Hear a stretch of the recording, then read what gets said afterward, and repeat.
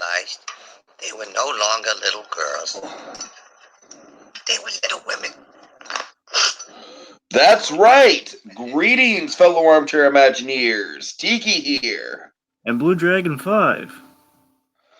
And welcome to the show where we wax poetic about the movies we see on a month-to-month basis. It's time to crack open our Memoirs 2020 edition, baby! Lucky number 13. Lucky indeed, Dragon, because man, it was slim pickings this month, my friend, in terms of the actual movies in theaters. Let's just say we got for on my end, Dragon, on your end, what was it? What was it in theaters that you saw? Upkiss. Big old goose egg on Dragon's end, folks. I think this is the first time on Memoirs that's happened, right? Yeah, well, again, without anything on Netflix side either. It's like purely nothing recent in this month. No. Okay, fair enough.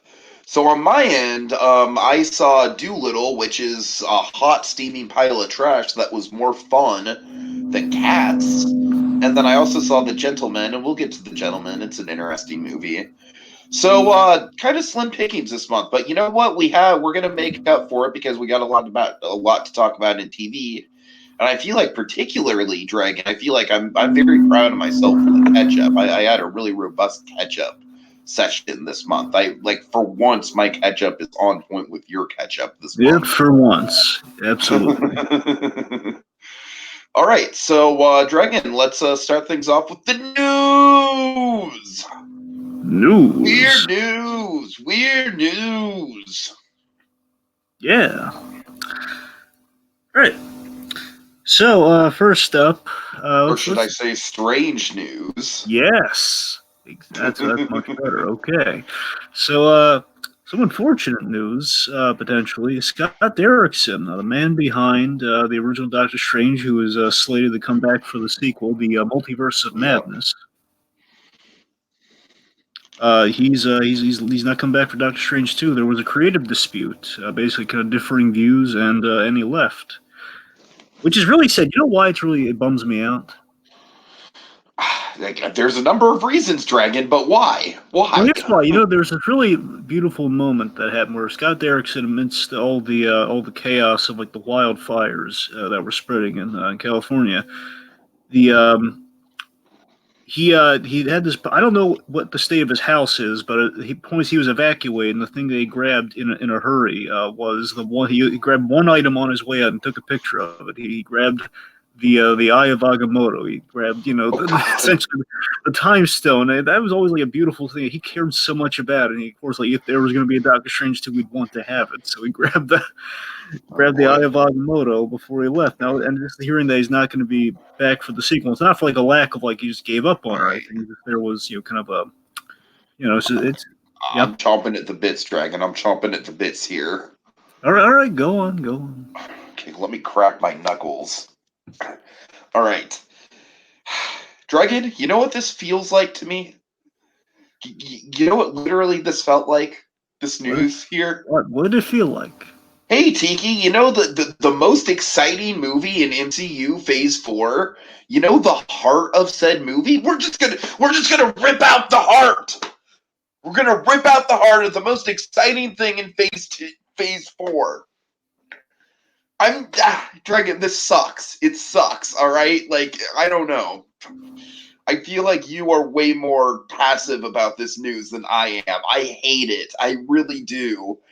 And I gotta tell you, man, I'm not loving Black Widow. I'm not loving the footage that I'm seeing from it. Like, it could be fun.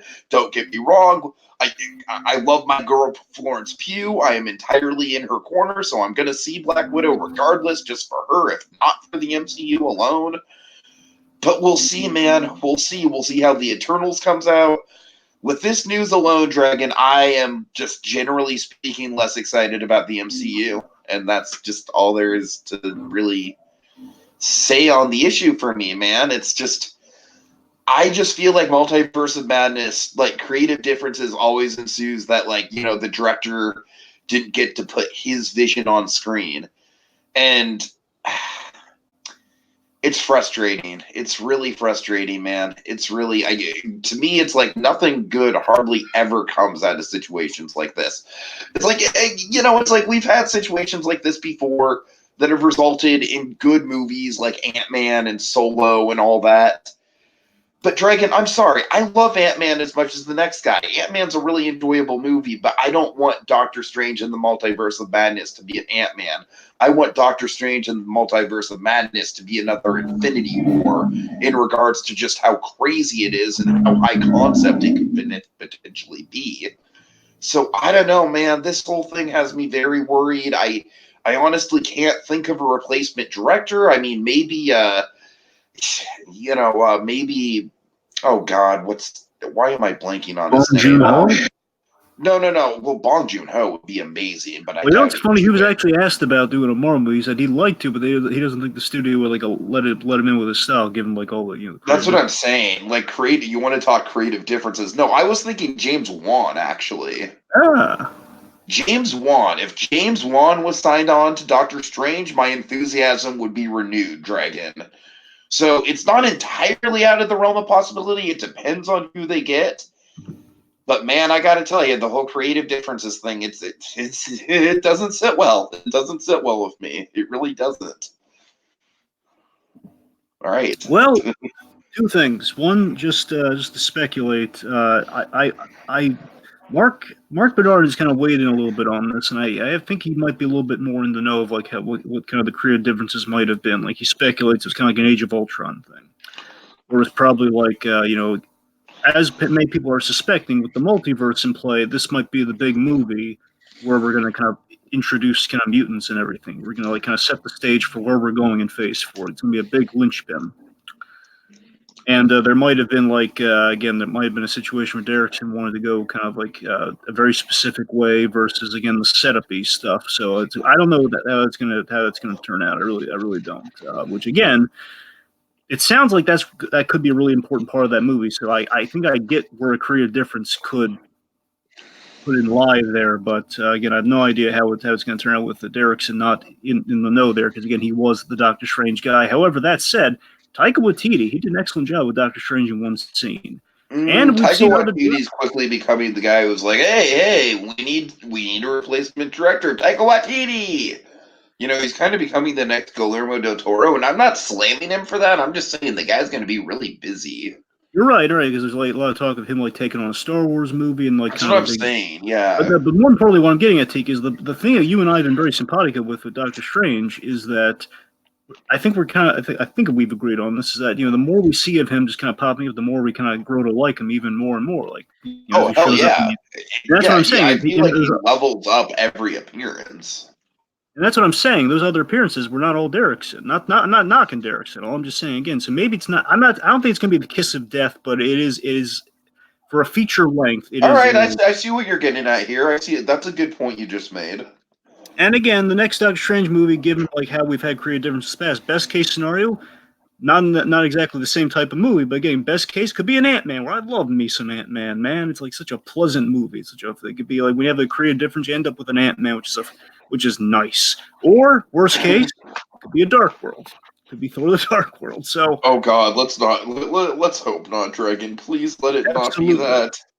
Okay, so moving on. Let's move on to some other tangentially related Marvel news. All right. Dragon, I know next to nothing about this character, man. I really don't. And I got to tell you, the trailer still kind of leaves me kind of confused. I mean, there's a lot of stuff, though. There's a lot of stuff. It's like, what the hell? Like, is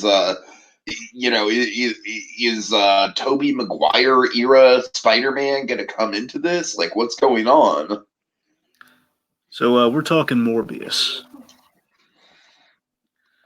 Yes, and you know way more about this than I do, Dragon, so take Yes, I do. My introduction to Morbius was through the animated series, which he's in like the second season. He's kind of a big, he's kind of a part of season 2, and then I kind of got to know him a little bit in the comics and stuff. I'm not a huge Morbius guy, but I know him like the back of my hand in regards to the animated series stuff they did. Which is, again, they can't do. again, Spider-Man the animated series heavily censored, so you're not having like a full-blown vampire. It's like he sucked plasma out of people through his hands, so you can see what the censorship. I don't think the movie's going to quite do that, thankfully. But my point is, Morbius, it's more promising than I expected. You know, Leto seems to be well cast here than he was in other things. You know, he's very much. It seems there's going to be more of a straightforward Spider-Man connect via kind of a science-based foe, which again is kind of Morbius' whole shtick. Where again, basically, kind of a guy who was kind of plagued by an ailment of some kind. Here, it seems to be more of a physical thing than kind of a than it was in the book. Which again, I think it was a little more. He was deformed a little bit in the book, which I didn't get in the animated series. That's why I'm a little light on like what exactly it was in the book. Right.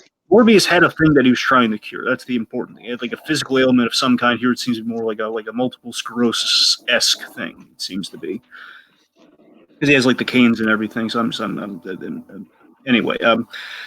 Point being, he's using like many Spider-Man villains, like the Lizard or Doc Ock or so on and so forth, using science to try to kind of fix something in the world or fix something about themselves, or definitely taken through kind of the anti-hero vein, which is true. Morbius sometimes, especially in the animated series, can be an anti-hero. It's kind of where we go with Morbius, where again he's a vampire who feeds, but he doesn't want to feed. And again, you can imagine Morbius in his interactions with Blade, where this could be kind of interesting. So that's the thing. I imagine my hope is that this movie is going to have a better plot than Venom. That's the thing. I mean, Venom has a better gimmick, but this hopefully will have because I feel like the vampire gimmick in recent years has definitely waned. Is definitely like we're not talking of vampires so much as we used to. Would you agree? Mm-hmm. Yeah. So I love the style of the trailer. I love the whole Beethoven thing. That was kind of nice. Yeah, I mean, I got to admit, Dragon, with this, it's kind of like I'll see it just because it's connected to Spider-Man and geek culture, and we need to talk about it. But I'm not overly excited about it just because the trailer didn't really get me, like I didn't really understand it. So, well, apparently, one of the Doctor Who seems to be the bad guy in this, Matt Smith. All right.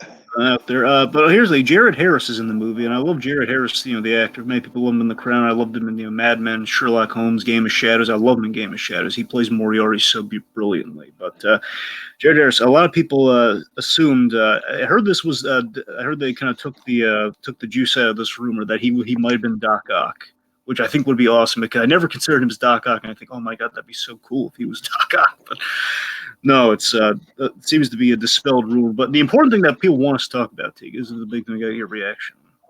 Okay. Vulture thoughts. Wait, what now? Vulture. Vultures? Yes, the Vulture's at the end of the trailer. The Vulture from Spider-Man. Michael Keaton's at the end of the trailer. Okay, you see, that I don't know. Like I can't even like wrap my head around that. That's what I'm saying. It's like I don't know what this is gonna be, Dragon. I'm sorry. Okay, well the hope is that they're not doing the thing that Sony always does, which I mean if I'm playing smart money here, it's probably gonna be Sony doing what it always does here, where it's going to be a post-credit scene put in the trailer. It's going to be the. That's what I'm saying. That's what I'm saying, Dragon. That's what I'm saying. It's like when you ask me, like, oh, what do you think of this? It's like, what do you? I don't think Vulture's going to be like a big part of the movie, and I don't think that should have been in the trailer. So that's kind of what I think of it. Well, the bigger reveal back to your Tobey Maguire thing is that again, like, I think is that we're establishing the MCU connect, and again, that's kind of a big deal. Sure. That's kind of what I'm. It's mainly what I'm trying to get at here. It is a big deal. You're right. Now, some people wonder if it's an afterthought because again, like we're spray painting Tobey Maguire Spider-Man like the background, and there's a question. It seems like if this was like a later edition, like now we're adding the Vulture in there, and this now we're in the MCU. We were kind of playing it fast and loose. So there's a question how that's going and going forward. It seems like again with the third Spider-Man movie in the works over there, it seems like we're trying to kind of make everybody happy. So we'll see where it goes. I have a pitch for you. Is that keep it simple. I think best case scenario in that we don't just see the end credits scene in the trailer, which would be a horrible mistake as per usual. If we imagine if Morbius, because he's in like an orange jumpsuit at some point in the trailer. Imagine if Morbius is in prison at like let's say towards the end of Act 2. In the middle of Act 2, he's thrown in prison, and the end of Act 2 is he teams up with the Vulture and a few of our other Sinister Six guys, like the Scorpion, who's also in there, in the Shocker, and essentially getting Morbius out for the purposes of his movie, to get him out for the third act or whatever happens in that movie. The Sinister Six escapes, and now we're kind of slowly building the Sinister Six logically. I like that. I like that.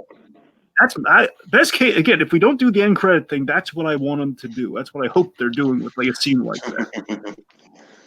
So we'll see where that goes. That's my best pitch with like where Morbius could be going there, and kind of a slide. We're building the Sinister Six for the third Spider-Man movie on the slide with these movies. That's my pick. All right. Okay. Okay, well, folks, unfortunately, as most of you, of course, know, we did lose a legend this month in a very shocking, sudden way. Kobe Bryant, only what, Dragon, like 50-some years old? I think it was like 40-something. It was like 48 or Oh, my something. God. Oh, Jesus, you're right. Like in his 40s, but again, it could have been like an early 50s. I think he's like 48. No, I think you're right. And now, folks, of course, Dragon and I, probably not the biggest sports guys in the world, but I do remember Kobe's name being thrown out there. I don't really think I was watching basketball when Kobe was in his prime, but, he's a legend. You see him all over the place. He, of course, a lot of brand deals, a lot of commercials and everything, so that's mostly where I knew him from. But, man, I got to tell you, what really got to me about this was just kind of like the sudden and just horrifying nature of the way that he died, my friend. It's like just that's I don't know, the fact that he was such a big name and it just kind of like went off in this kind of like cataclysmic crash that was like all recorded and everything, and like you can just picture everything going down. It's it's brutal. Yeah, I mean, it's an utter tragedy. So the thing that really haunts me most about it is his 13-year-old daughter also died with him. Oh, I know. That's the tragic element of the story for me. But yeah, it was so sudden. He literally went the way of Frank Wells, which is terrifying. Just like dying by helicopter crash or helicopter accident. It's horrible. And that's the thing, like, yeah, obviously, again, we're not sports guys, but you know what? It's like growing up, of course, I imagine in great assist, thanks to Space Jam. I mean, if there were any sport that I could ever be slightly enamored by, it would be basketball. I'm with you there. Basketball is a lot more fast paced. I feel like the rules are more simple in basketball than they are in other sports. Like essentially 5-on-5. Right. Those are the stars, like your Michael Jordans. I remember getting a few. Sure. Basically, I remember like that and Like Mike were like my basketball movies. Space Jam. Oh my God, like Mike. and those are the things. Like again, it was like when I was flirting with. Was there a point in your life when you tried to get into the sports and it was like I've been to a baseball game. I was bored as all get out, but I went. My uncle when I was a kid, he liked basketball. I've owned Dragon, basketball. Okay, two things about the sports. All right. One, as it relates to basketball, I am very proud of my Golden State Warriors for pulling off a couple championships back in the day, back a couple of years ago. All right.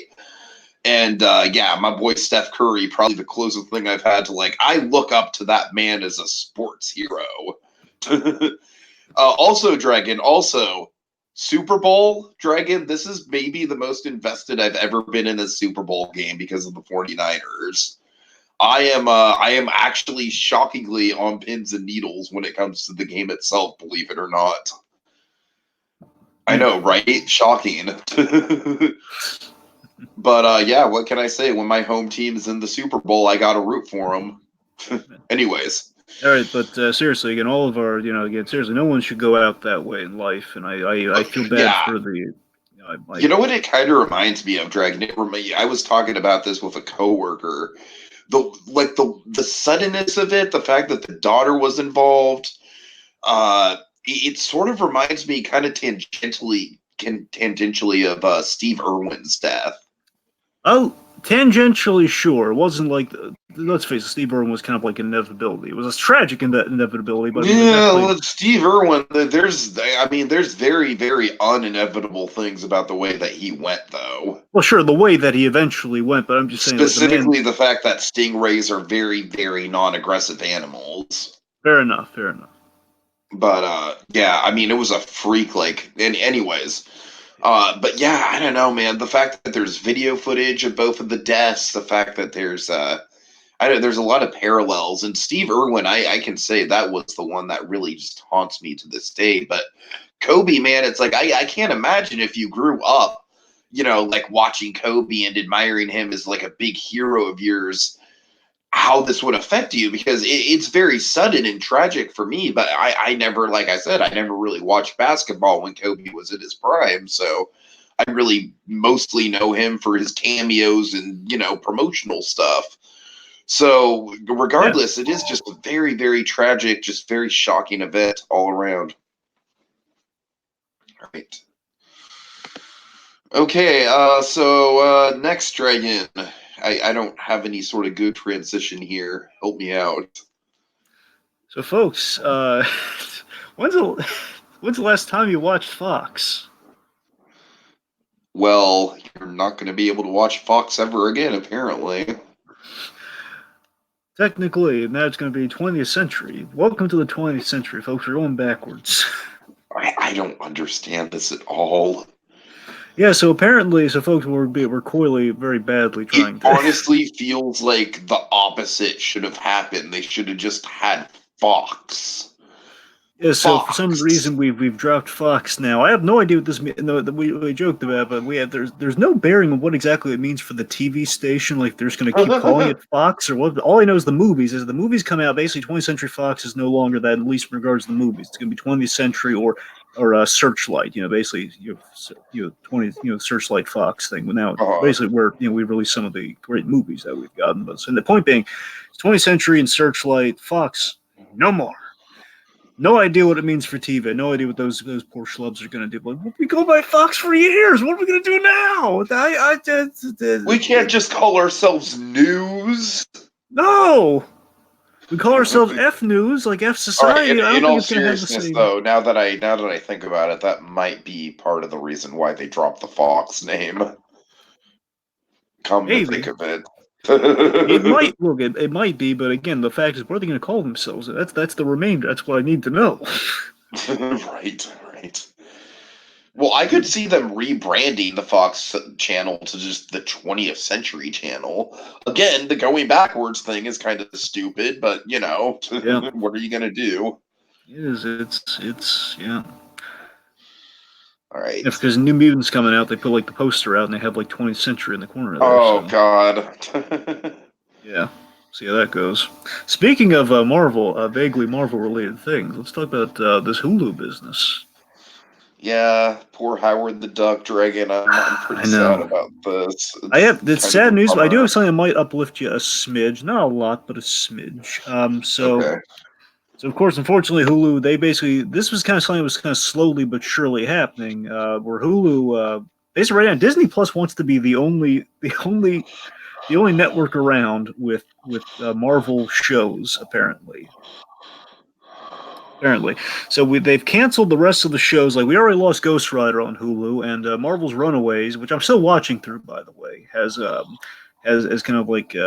As that one ended, I was kind of canceled. Like, we're not coming back for a fourth season, so they can end that at 3, and basically, like, also simultaneously comes on Disney Plus now. Once the third season eventually, like, I don't know if it's just going to stay on Hulu and they're going to eventually get it on Plus or what. I know it's coming to Plus, so we'll see how that goes. The point being, they're not making any more new shows on Hulu, and now they just kind of cancel all the ones that were in the works, like Hellstrom, which was the other kind of tangentially kind of Ghost Rider related show. Basically another kind of like, kind of demonic Marvel kind of property with Hellstrom. And some of the animated stuff, which that's the thing I'm most bummed out about. The animated stuff was really constant. There's going to be a MODOK show. It kind of reminds me of when Donald Logue's, not Donald Logue, Jesus Christ. Not Donald Logue, god damn, that's... Can you imagine if Donald Logue made a Deadpool show? That'd be random. I think you're thinking of Donald Glover. Yes, I'm thinking of Donald Glover. Yes, man. That's a really big difference. Oh, you know how bummed that I am about that Deadpool show not going. Yeah, of course. No, but yeah, so we lost MODOK, and the most heartbreaking one, we lost Howard the Duck, which Kevin Smith was involved with. Our boy was involved with. God. Yeah. And now there was a man who was making a Howard the Duck documentary on the movie, and presumably it would factor in other Howard the Duck stuff. And he's sitting down with Kevin Smith. He was supposed to sit down with Kevin Smith at some point during the during making of this documentary. I have no idea when it's going to come out because I think he's having some funding issues. So basically, he's still going at it though. So like kind of more of a grassroots. Like he'll make it with whatever budget he has. No, from what I understand. I don't know what's going to happen. It's going to be called Howard the Duck. So maybe we'll see a little bit what the animated show could have been through the words of Kevin Smith for this Howard the Duck show in the future. I hope that's like the only vague silver lining. Again, vague silver lining being the operative word here because again, like oh man, we couldn't even get the Howard the Duck show going. Darn it. It's quite sad, truly. It is just quite sad. Anywho. All right. So, moving on. We're going to move on to some TV shows, man. We're going to talk TV because we're talking about the TV shows that are no longer with us, unfortunately. Now we're going to go to the TV shows that should be. The ones that, well, not that should be. The ones that we saw, darn it. All right. Let's start things off right. Start things off something you guys have heard that we've talked about already. Let's start with Infinity Train, Book 2. Yeah, I gotta tell you, Dragon, this one has grown on me since we talked about it. I don't quite think it matches up to Infinity Train Book 1 or Over the Garden Wall, but I do think it's a very solid follow-up, and I really think that Near Tulip was a very inspired direction to go in, because, of course, I was saying at the end of Infinity Train Season 1, all right, Tulip's story is over. It'd be kind of redundant to this point to do another Tulip storyline. Like, what's she gonna do? Relearn the lessons? So I thought it was great. I thought it was a stroke of genius to have Near Tulip as kind of like a sort of a cheat where it's like, all right, we get to have our cake and eat it too. We get Tulip to essentially learn her lessons all over again, but through a new and interesting character with her own goals and motivations. So I really think that Infinity Train Book 2, honestly, I think some of the cars are even more memorable than in the first book, especially the Toad, which Dragon and we both love. Don't kick the Toad. Please don't kick me. Please don't kick me. I love how that just like translates. The whole arc of that Toad goes from "please don't kick me" to "please pay to kick me." Anyways, so yeah, overall very solid effort on Cartoon Network's part, I thought. Yeah, so follow-up a little slow at the start, but episode 4 onward gets great. All right, love the flex. The flex are awesome. Dragon, we're in a crisis. Oh, you have no idea, my friend. Yes, we are. More specifically, though, we're in the second half of Crisis. Crisis, part 4 and 5, basically the conclusion to the Crisis event on the CW or DCW, however you want to, the Arrowverse, however you want to phrase it. Tiki, did you see the stuff I sent you? Yeah, I watched some of it, but I gotta be honest with you, Dragon, I was pretty lost about it. I didn't really know what was going on, so I was kind of like, I don't know how much this is gonna help me watching this. I'm sorry, man. I am so behind. I don't mean to disappoint you. I mean, I always said, okay. I'm not gonna berate you on live air here. Let's just move on. No, but there's a bad Crisis though. Yes, just in case, just to fill you in, just to fill everybody in, like how the second half finished up here. My thoughts on it. Disappointing finish with a few highlights. That's the best way I can sum up the That's what I've heard. First half is a better representation of the Crisis story. Basically, have like the stakes set up in the first half. Basically, and we're wiping out all the infinite Earths. That was kind of the big sell of Crisis as a story, and I think that was at least better. That was better represented in the first half. Wasn't perfect by any stretch because there's some rant-worthy things in the first half, but at least there's an attempt made. I can say that much about it. The second half, though. Again, basically coming out of the Crisis as a whole, part 3 is the best. If I can recommend people just watch one part of the Crisis, it's part 3, the Flash episode. The one it's all about the Flash is the big epic Flash sacrifice moment. It's wonderful. Part 3 is the one to watch, man. That's all the emotional feels are in part 3. It's all the good stuff. So 4 and 5, basically it's the weak sauce endgame attempt. And self-admittedly, I love this. Like Mark Guggenheim, I'm going to rant about Guggenheim here. I'm usually an even keeled guy on the Arrowverse guys, but Guggenheim really pushed my buttons on something here. This is not the button that he pushed. I'm going to get there in a minute. But so self-admittedly, Guggenheim said, we're working with the catering budget of Endgame. So why would you attempt Endgame? in the second half? That's my question. Like self-image, like poking fun at himself. Yeah, we only have. I get it. You're on a TV budget, by all means. But why? Why would you? Because literally, part 4 is like the Flash, like basically in the Speed Force, and it doesn't. Just trust me, it doesn't make a lot of sense. Just go with it, all right? Because that's the. Oh, I'm sure it doesn't. Basically, the idea is he's running through memories in the Speed Force, which creates like an endgame, like Act 2 effect. Right? He's going through all the existing. He's going through the past in the Speed Force, which of course leads to some famous encounters, which I sent you a clip of.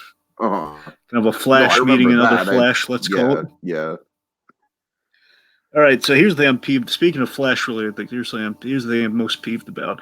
I am so endlessly peeved there was no Reverse Flash in this crisis. Oh boy. And Guggenheim's BS reason behind this.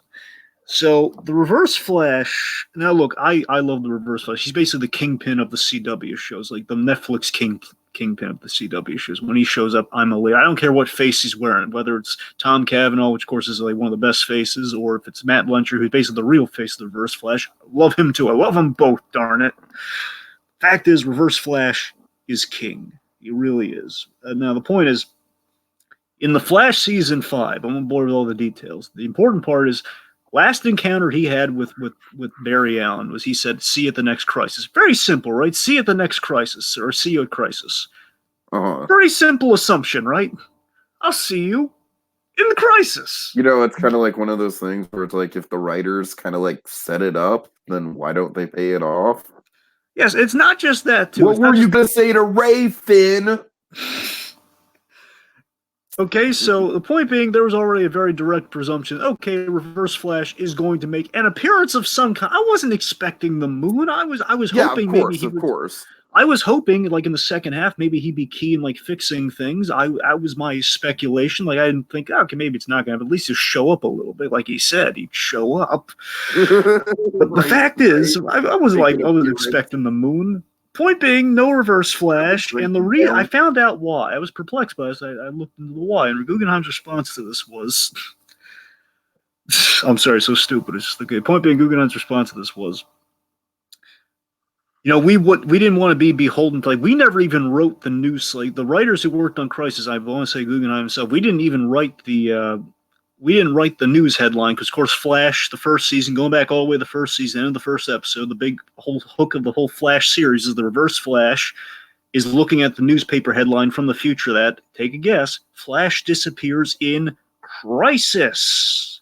Oh, boy. Crisis, as in, it's pretty set up there's a little bit of a link, even without that line in season 5. Going back to the very beginning, Flash disappears in crisis, and the Reverse Flash knows about this because he's from the future, right? Pretty straightforward, even not reading any of the stuff that's in there. And basically, like Guggenheim's logic is maybe I assume he didn't write the episode, therefore, like, well, we didn't write that article, so why would we put it in there? And we've been using Reverse Flash in the last couple crises, like the other crossover events, and he has been, of course, the best example of Reverse Flash is in the whole wedding episode, like the second crisis. The Crisis on Earth X, that's the best one that they've done of any of these crossovers, period, especially after this one. It's the best one they've ever done, regardless.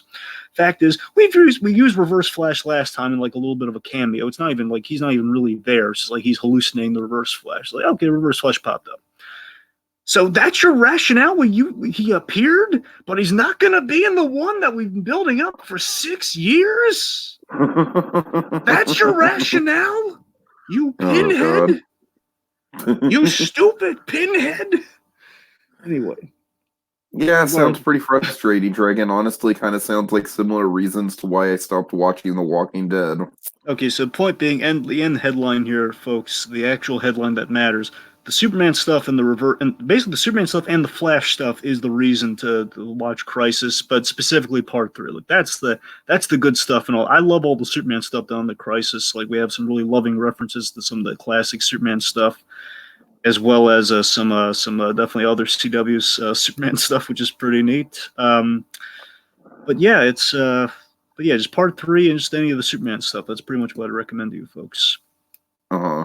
That's where we get with the Crisis. Kind of weak finish. About it. All right. Okay, so Dragon, you watched the new Kevin Hart documentary, did you not? Kevin Hart, don't fuck this up. Yes, the little limited series Kevin Hart did. Yeah, this so basically this is so you know anything about this? I watched it. I watched the first episode. I honestly wasn't really hooked on it, to tell you the truth. Yeah, I was. So basically, Kevin Hart don't F this up. This is like an intimate look at Kevin Hart and his kind of his PR crisis that he went through, that he faced after the famous tweets that came about and crushed his Oscar dreams. So really interesting premise to me. Like, okay, so Kevin Hart, obviously it's a little delayed, but here's the interesting thing about it: they're calling it season one, which really makes me wonder if there's going to be a season two about him getting into the car accident, which really has me interested. Ooh, interesting. That's what I'm saying. This first season, if it's even going to be a season thing, because I hope there's going to be a second season because there's definitely material to go off of. So the idea that 6 episodes are really short. There's we kind of have these themes to the episodes. Like we kind of learn about Kevin Hart and what kind of builds up to this whole whole kind of crisis of like the of of these kind of these infamous tweets from a different person that he was, and this tweets. You get basically kind of you got the call out culture, as it were, right? It'd be kind of within the call out culture. Sure, sure.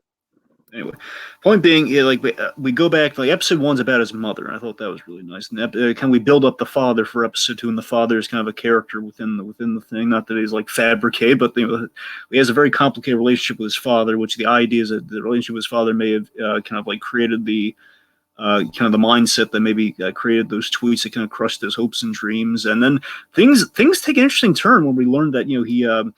And these are things that you kind of knew about Kevin Hart through the news and everything, the media. But it's like, oh yeah, you never thought it would be in the PR camp for Kevin Hart during all this, where we had this publicized one night stand, and basically the girl made a sex tape of all this, that whole scandal, and basically that had a big toll on his marriage. So it's really interesting stuff. I always love seeing Kevin Hart in a dramatic situation in terms of acting. And seeing this in a reality based sense, like it's really interesting seeing a different side of the Kevin Hart than you really associate with him, which I think is really fascinating. It was again, right. It's brief and worth a look. I feel it is. It's a very human look at Kevin Hart. And again, if they do a season two, I'm sure it's going to get really interesting with the whole car accident thing, which I'm sure puts things in perspective for him, I'd imagine. So we'll see where it goes, but it's definitely worth checking out.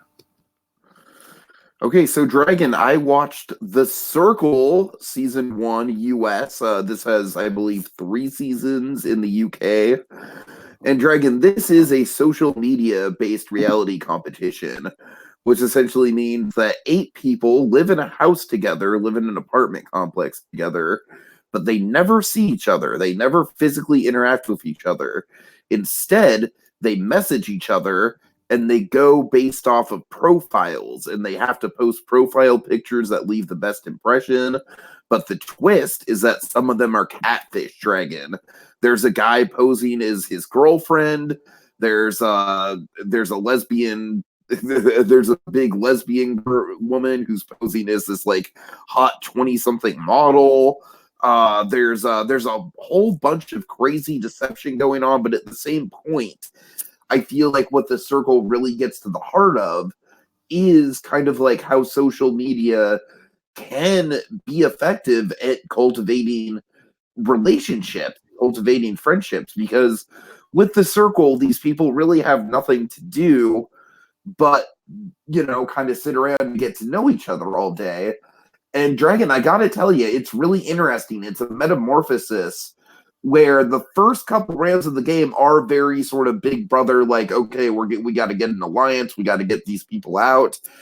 But Dragon, as the game goes on, it becomes very much a family dynamic. It really does sort of like, it's a very fascinating, like, you really get into the headspace of like, especially with some of the characters who are catfish, of like, oh my God, like this is so like this whole relationship where, this one guy is like the overprotective younger brother of this other guy who's pretending to be his girlfriend.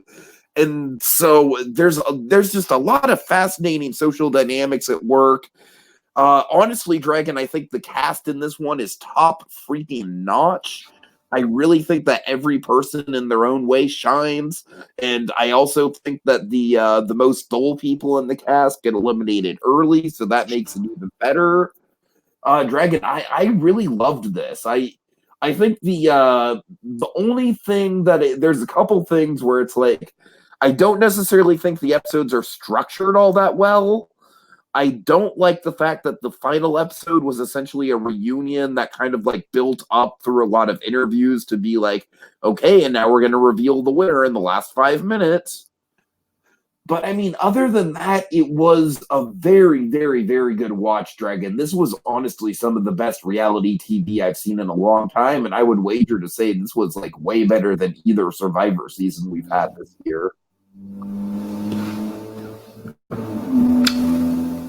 All right. Let's see. That brings it back to me with so I got to see the set finally because again it took forever for this thing to come back on Netflix because the new season's about to come out. Take a guess in February where all the TV's going this year. Oh my god! Right? I'm gonna be DVRing the crap out of that, so I have to wait like a whole till it goes on Netflix. So I'm not gonna fall for that again. That's why I had to wait so long to watch this season. Good Girls season 2. Oh my god, I love Good Girls, man. I know I've hyped this up to you before, man. Watching the second season, man, it did not disappoint. Good Girls is just to recap the premise of Good Girls, like the 1 cent like kind of sell. It's basically it's basically Breaking Bad, but it's about but the criminal enterprise in this case is money laundering with mothers. These 3 mothers, of course, played by a very excellent cast. Oh my goodness, I love Christina Hendricks. She was the best part of Mad Men. She's kind of our Walter White of the group. She's the leader of the group. She's wonderful. We have Retta from Parks and Rec. We have Mae Whitman, of course, the great Mae Whitman, Katara for the Avatar fans out there, or Susie for the Johnny Bravo fans. Go reaching way back. So Mae Whitman and Matthew Lillard. He plays Christina Hendricks' husband. So again, I've had the pleasure of meeting Matthew Lillard too. He's super nice, by the way. Actually, I think I met him I don't know if he was shooting Good Girls or not when I saw him that one time. Anyway, point being, Matthew Lillard's there too. He's great. Point being, it's a superb cast. Season 2, without giving anything particularly away, basically season 2 picks up where the cliffhanger of season 1 left off. It's a really big cliffhanger at the end of season 1, and 2 picks up right where it left off. We explore basically season 2. The most fascinating thing about Good Girls is that it explores half measures in a big way. Half measures are kind of the major theme of season 2, but we push it even further. Like, how much can you maintain half measures in your criminal enterprise, where you don't just kind of kill suckers left and right? Like, how can you, how can you maintain that? Basically, push it to the max of like, obviously these are mothers, so again, hence the whole good girls of it all. They want to remain good people, and again, there's a question how far they're willing to push things, and that complicates a lot of things. Basically, and they're kind of like, let's say they're Magnet-esque shenanigans. Like, well, we have to correct ourselves, we have to prevent ourselves from getting caught. And what season 2 does, now they're dealing with the FBI kind of gunning for them. Like the FBI is kind of on their trail in season 2, and they have to stay one step ahead of them. And they're basically, the simple way I can put it for the Breaking Bad fans out there would be, this is like, imagine if we skipped season 1/2. Let's imagine we melded seasons 1 and 2 of Breaking Bad together. Okay, that was season 1 of Good Girls, and then we just kind of sidestepped what follows that all the way to like seasons 4/ part 1 of season 5 of Breaking Bad. I was like, that's season 2. We jumped all the way to season 4 in the first part of 5. That's kind of what this season is. There's a lot of twists. There's a lot of turns. It's a lot of fun. It's quite good. So I'm still head over heels for Good Girls. I'm very excited for season 3. I just kind of wonder where it's going to go from here, man. But we'll see. It's really neat. All right, so I watched Homecoming, Dragon. Spider-Man Homecoming again for some reason. Yeah, good for you. No, what is this Dragon? Do you know anything about this? Do you even know who's involved with this? Is that? Oh yeah, Sam Esmail, right? Yes, correct. Sam Esmail. This is another Sam Esmail season where he directed all 10 episodes. Dragon. This is auteur all over it. The interesting thing, Dragon, is that this was actually done in between. This is actually why Mr. Robot took that extra year, between season 3 and season 4. And I got to tell you, man, this is really on point with Esmail's style. It really is. It does. It raises a lot of questions. It it answers some questions, but it doesn't answer all the questions, and yet from a character point of view, it feels very satisfying by the end of the season. I will tell you, Dragon, for you, I think the main reason to watch is for Bobby Cannavale. I mean, Bobby Cannavale, man, he is just like Dragon. The best way I can describe Bobby Cannavale in this scene is like, you know how people say like, oh, he's chewing the scenery, right? Yeah. Well, Bobby Cannavale comes in and he's just fucking like, he takes ice cream scoops out of the scenery and just like chucks them into his mouth, man. He is just like hauling through the scenery. I mean, he is just plowing. The scenery is like an all-you-can-eat buffet for Bobby Cannavale in this show.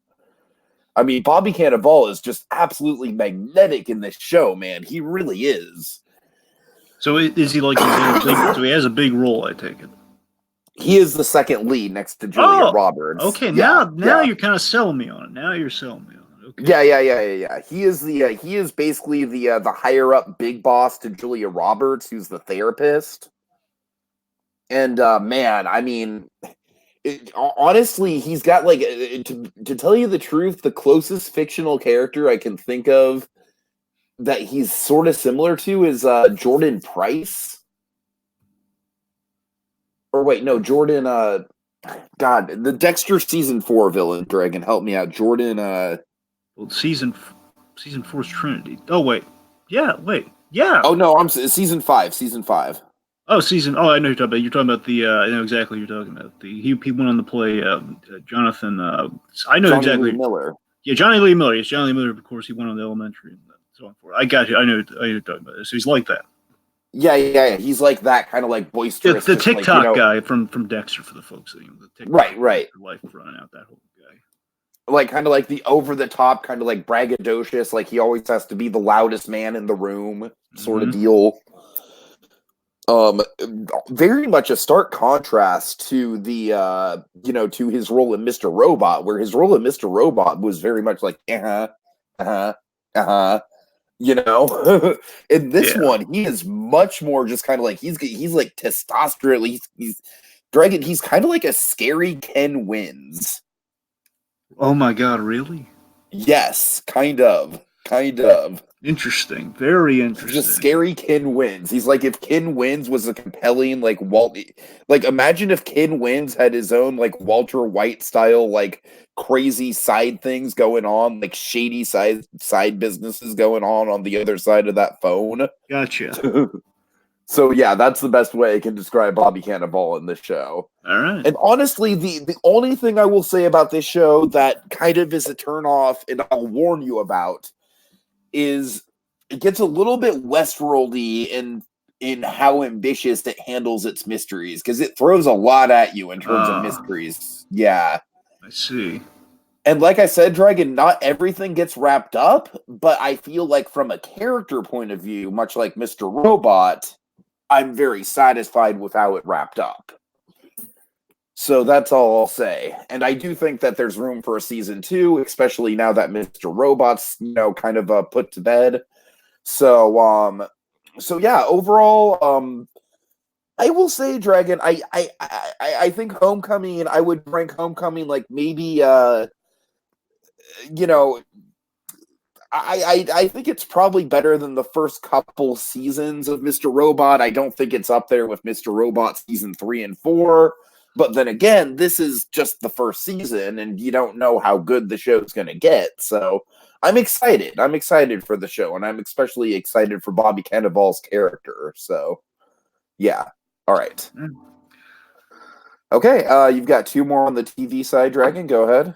Yes, okay. Killer Inside, The Mind of Aaron Hernandez. So this was a limited series. Shock of all shockers, a Netflix true crime doc. Yes, this is. I think it's like 3 episodes, maybe 4. I'm pretty sure it's 3 though. This is. I'll admit, not one of Netflix's best crime series by any stretch. However, I will say this about it: it gets interesting by the 3rd episode. Whatever the final episode is, that's where things get interesting. The last episode's when things actually get interesting, which I think is a detriment to the series. It took to the last episode to really get interesting, but still. Well, yeah. A detriment, but the last part is where all the good stuff is. We're basically the whole. So the idea is like what the sell they're getting at here. So Aaron Hernandez, I knew nothing about this guy. I believe he's with the Patriots. I think that was the team he's affiliated with. Basically, kind of football player. And basically, the comparison is kind of drawn to is like, what if like an O.J. Simpson level event happened, but O.J. was still playing football at the time? That's kind of what they had with Hernandez. Okay. And that was the big sell. Like this is like a guy who's like still in the game, and the point being he had like the NFL kind of like involved in things.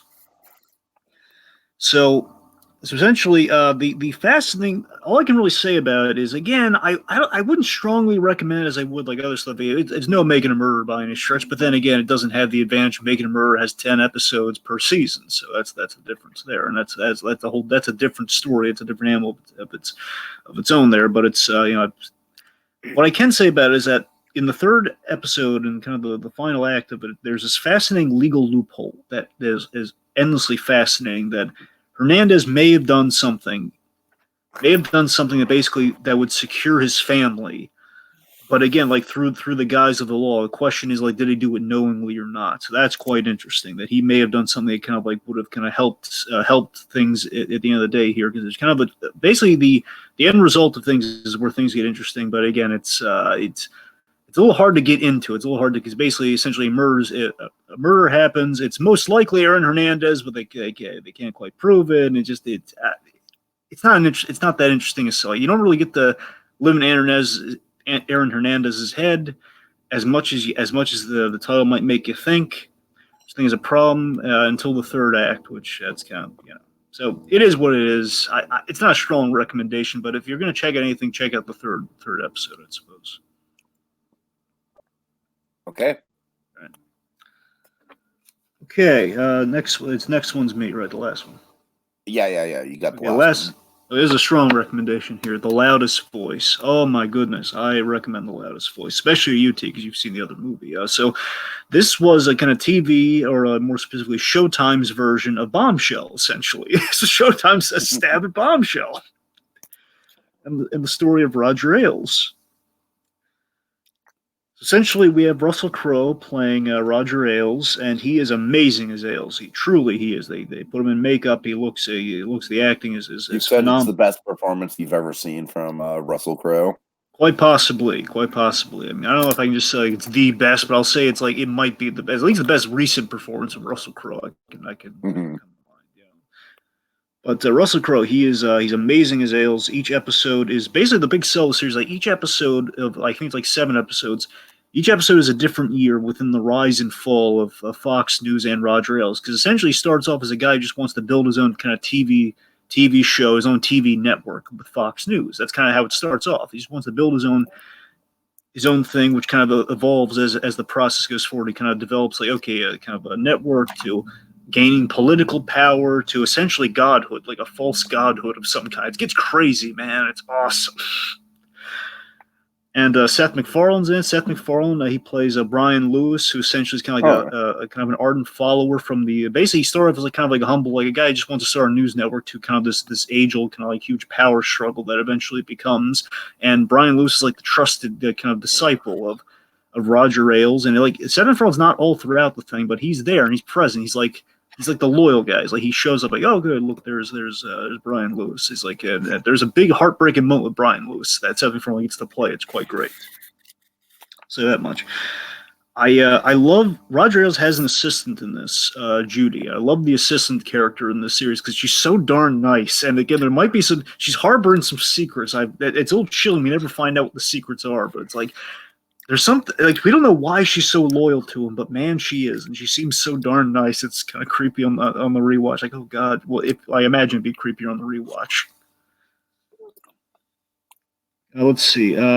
So basically, it's crazy, and there's some heartbreaking moments, especially towards the end. I imagine the movie has something. I heard the movie has something like this too at Bombshell. There's like a heartbreaking moment where people, like his wife, finds out what Ailes has been up to, and they really play that. Definitely a moment with his wife for sure. Oh yeah, and his wife is more of a character in this show, so you imagine it's twice as heartbreaking once we get to that kind of. So it's serious. I highly recommend, especially if you've seen Bombshell, you got to watch this. I imagine my assumption I haven't seen Bombshell, unfortunately, because this is the closest I'm going to get to bombshell until eventually it comes to home release, I imagine. I know you're dying to see it for Lithgow. That's what I'm saying. I imagine Lithgow brought a little bit more of the kind of the bubbly charmer of Oh, I don't know about that, Dragon. I honestly, Lithgow was pretty damn just like scary and gross all the way through. Honestly, that's the thing. That's what I'm really curious about, because I want to see how the performance compares to Russell Crowe. Russell Crowe had a lot of that too.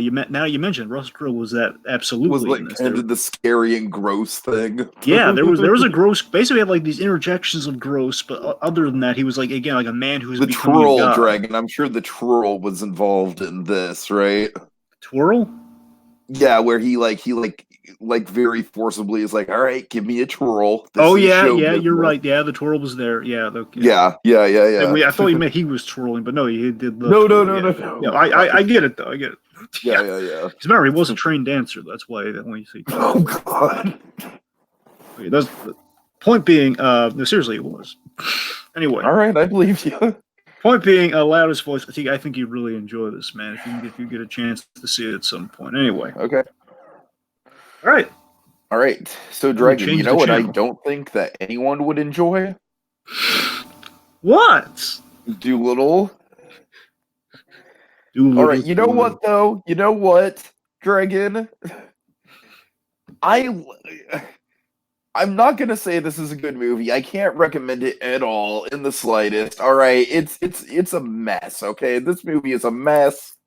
I feel bad for Robert Downey Jr. I feel bad for Universal because this came right after Cats. But you know what, Dragon? I will watch this 5 times over watching Cats one more time. All right, like because this is not only coherent, but it's not boring, all right? Like, it's bad, yes, but there's a certain level of just like, what the hell am I watching to it? And honestly, there is a lot of there's a very similar amount of like uncanny, like really, really bad CG animal effect. But Dragon, I will say that I think, oh man, this movie's like trying to go for like the Mary Poppins Returns approach of like kind of bringing a classic literary character and doing him justice. But man, it fails where Mary Poppins Returns succeeded. I tell you what. Dragon, would you like to tell the audience the most infamous moment in the movie? Well, you saw it, so maybe you'd be able to illustrate it better. All right, so Robert Downey Jr., he's doing surgery on a dragon's rectum, and he pulls out a big old bagpipe, big old bagpipe. And as he pulls out the bagpipe, he gets farted on for a good minute of dragon farting. And then, to tap it all off, there's a CGI animal creature who is just, he has the adorable line, "Oh God, I can taste it." So yeah, that happens in the movie, Dragon. That happens in the movie. Man, and also, of course, the thing that you were looking forward to, the Ralph Fiennes tiger. Dragon, the Ralph Fiennes there's tiger. basically folks in the. Go ahead. There's basically folks in the trailer, like of course, the only thing you think, okay, Downey Jr.'s got a movie coming out after Endgame. Surely you might be interested in checking this out. Okay, he's British again. I haven't seen that since Sherlock Holmes. Okay, and then bunch of CG animals, and he's Doolittle. And it's like it's okay, whimsy, maybe. I'm not sure about it. I'm getting a little unsold here, but then there's like the one moment of like says, okay, maybe like if I hear good things about this movie, maybe I'll change. But I doubt it. Maybe I'll change my tune because there's this one bit in the trailer which apparently does not play well at all in the movie. One bit in the trailer where we have the great Ralph Fiennes. You can kind of tell it's Ralph Fiennes because he's that good. Ralph Fiennes, just as his one-line trailer, basically Doolittle's in a precarious situation. He's probably locked in a room or something, and basically he's I think he's like chained to something, which might make it a little more exciting, maybe not. Where basically Tiger, it was a lion or a tiger? It's a tiger, right? It was a tiger, yeah. Tiger, yes. Basically, a tiger enters the room and is just like, it's Dr. Doolittle, or introduces himself, says, "Hello, lunch." Actually, it's Doctor, and basically he jumps out of the way. And it's like saying the "hello, lunch" bit. Like, oh god, that's awesome. Where this tiger does not care. He's going to chow down. Dragon, Dr. Doolittle gives this tiger therapy for his emotional issues. Which just sounds very disappointing. And honestly, Dragon, here's the thing. That's in point with the character, though. I just don't think anyone was asking for this character to be in the modern day, man. I mean, if you're gonna do this character, at the very least, like, do a crazy sort of Sherlock Holmes, like, because Sherlock Holmes, they did interesting things with that update of the character. It's like, I mean, I'm not a big fan of the Sherlock Holmes movies, but I can respect them. Whereas with Doolittle, it's like I feel like they stuck too close to the source material to the point where it's just like who was this movie made for, Dragon? Yeah. I mean, this movie's preposterous, and it jumps around so much. The plot just makes no sense. Oh man, Practically preposterous in every way. Yeah, pretty much. I don't want to.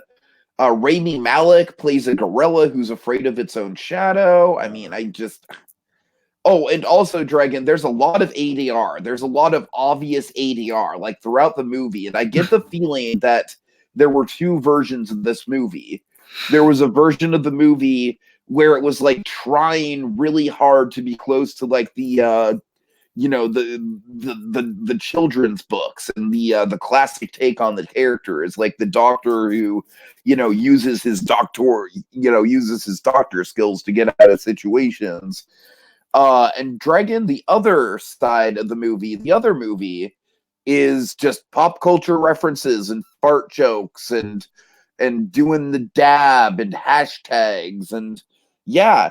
So, Dragon, it all clashes because there's like a bunch of modern day humor, and there's also a bunch of like, oh, look how charming Doolittle is, and look at the eccentric kind of like Rube Goldberg machine that this action set piece is. I don't know, Dragon. This movie is just such a hot mess.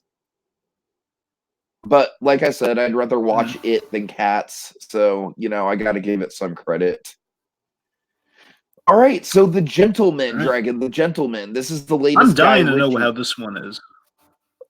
You know what? I need to see it again, Dragon. I really, really do, because there were a couple factors working against me for this movie. One, most importantly, this wasn't my choice to see this movie with my grandma. All right, she wanted to go see it with me. She was insistent.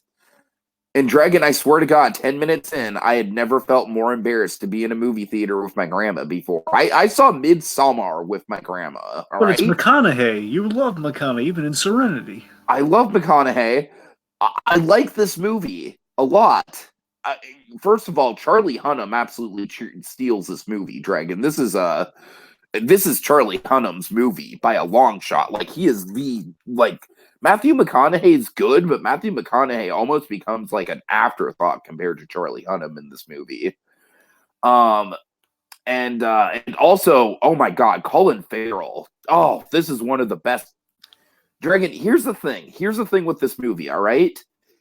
I love the characters in this. Love them. Love the characters. The characters in this movie are out freaking standing. Dragon, I really don't like the plot of this movie, and I think the plot of this movie jumps around way, way, way too much, and it's trying way too hard to like hang all these narrative threads, and like there's plots inside of other plots, and it just keeps bouncing. But that's why I need to see it again, Dragon. That's why I need to see it again, because I'm invested enough in the characters and the performances that I would certainly sit down and see it again.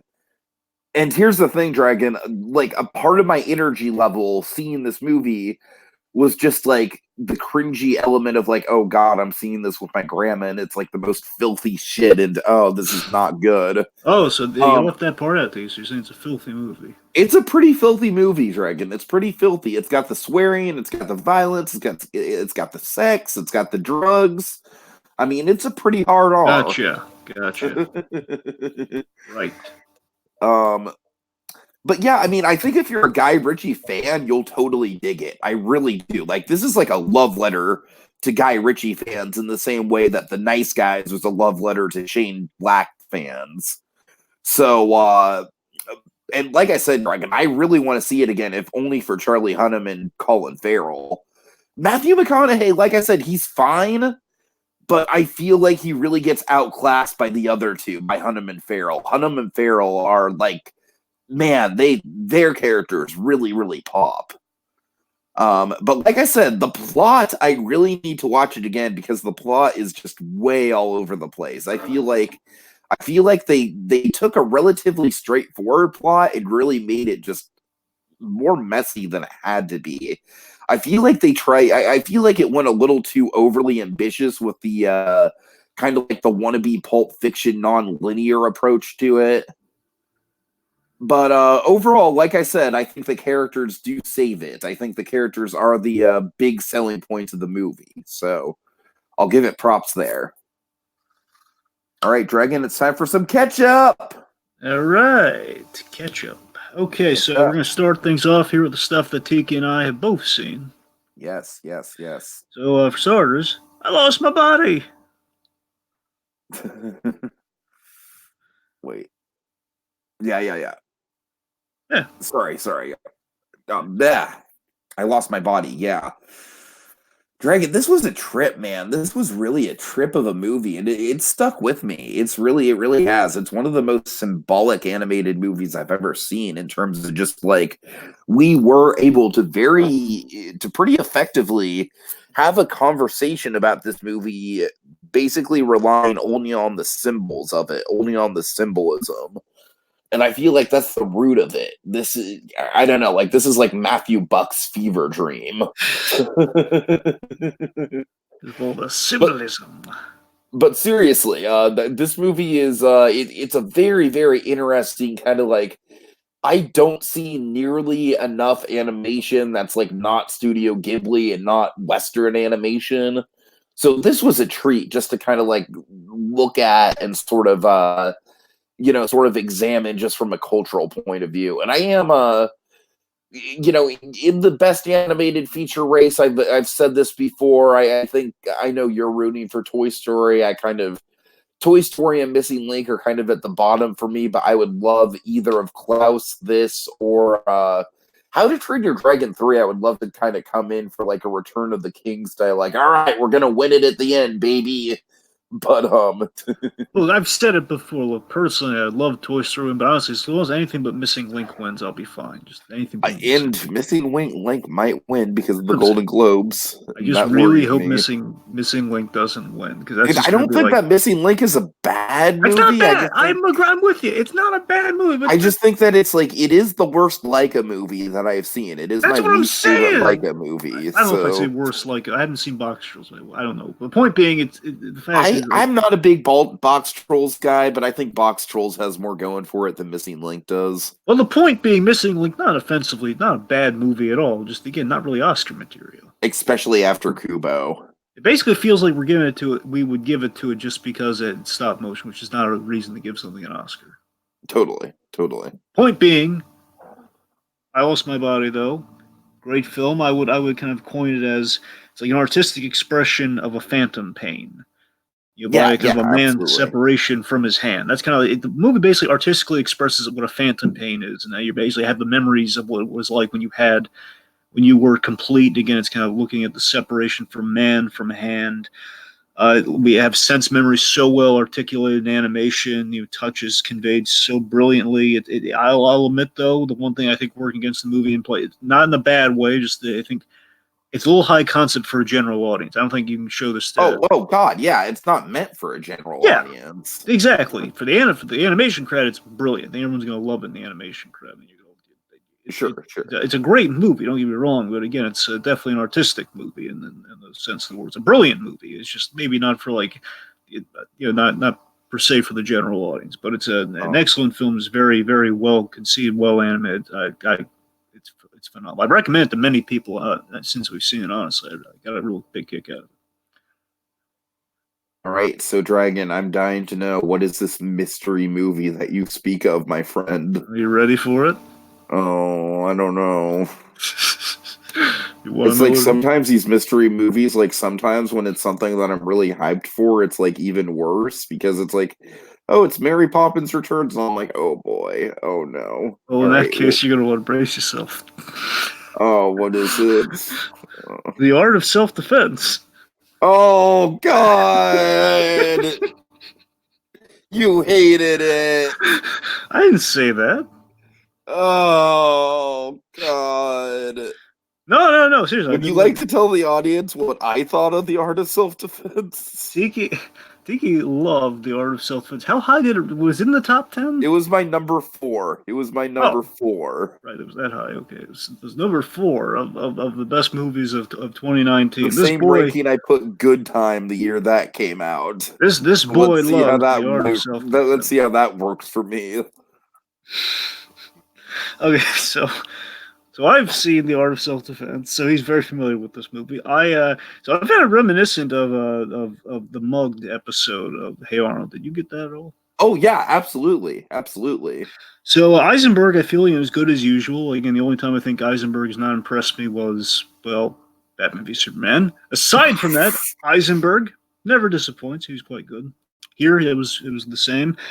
I got to tell you, this did make me a little nostalgic. This movie, it made me nostalgic for my own karate days. Oh, nice. The movie's quite clever. It's clever, but I'll admit, it gets maybe a little. This isn't a deal breaker per se, but I think it gets a little too convenient with that twist and with the tapes and everything. The twist is kind of like one of those things where it's like you kind of have to like sort of just go with it.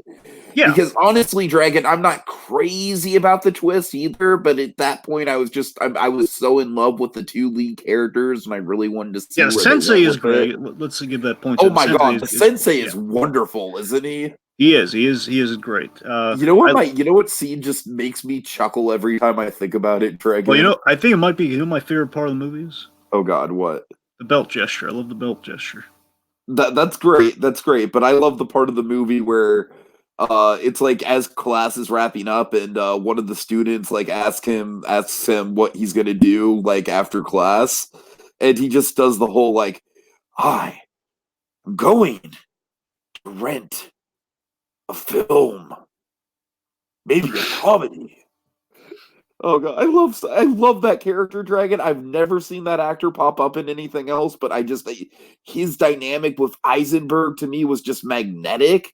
And like I said, even though I'm not a huge fan of the twist, I feel like the chemistry between Eisenberg and the Sensei is just so good that I don't even really care about the twist being a little convenient. I do love. Here's the thing.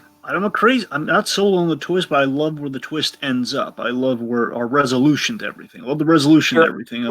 Yeah. I love the structuring in the movie in that regard. I love how we have. So basically, I wish it weren't like we filled in like it was a little too small a world in that how things worked out there. But I do love the structure of we're looking at self-defense, and of course the self-defense payoff with kind of man versus man with a little something extra.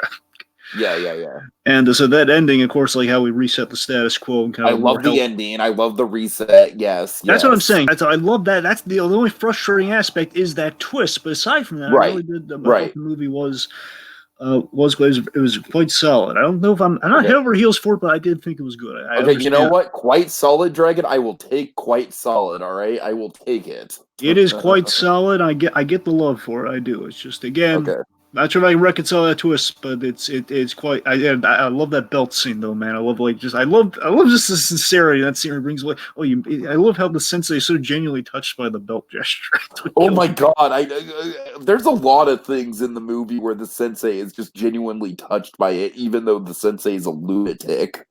I know that's the thing. I love that, but again, I don't quite get like the whole kicking the dog moment. That's what baffles me. That's the thing. Yeah. That's why I can never recommend the movie to Monkey. But wait, is he really? Is he like he can never watch John Wick then?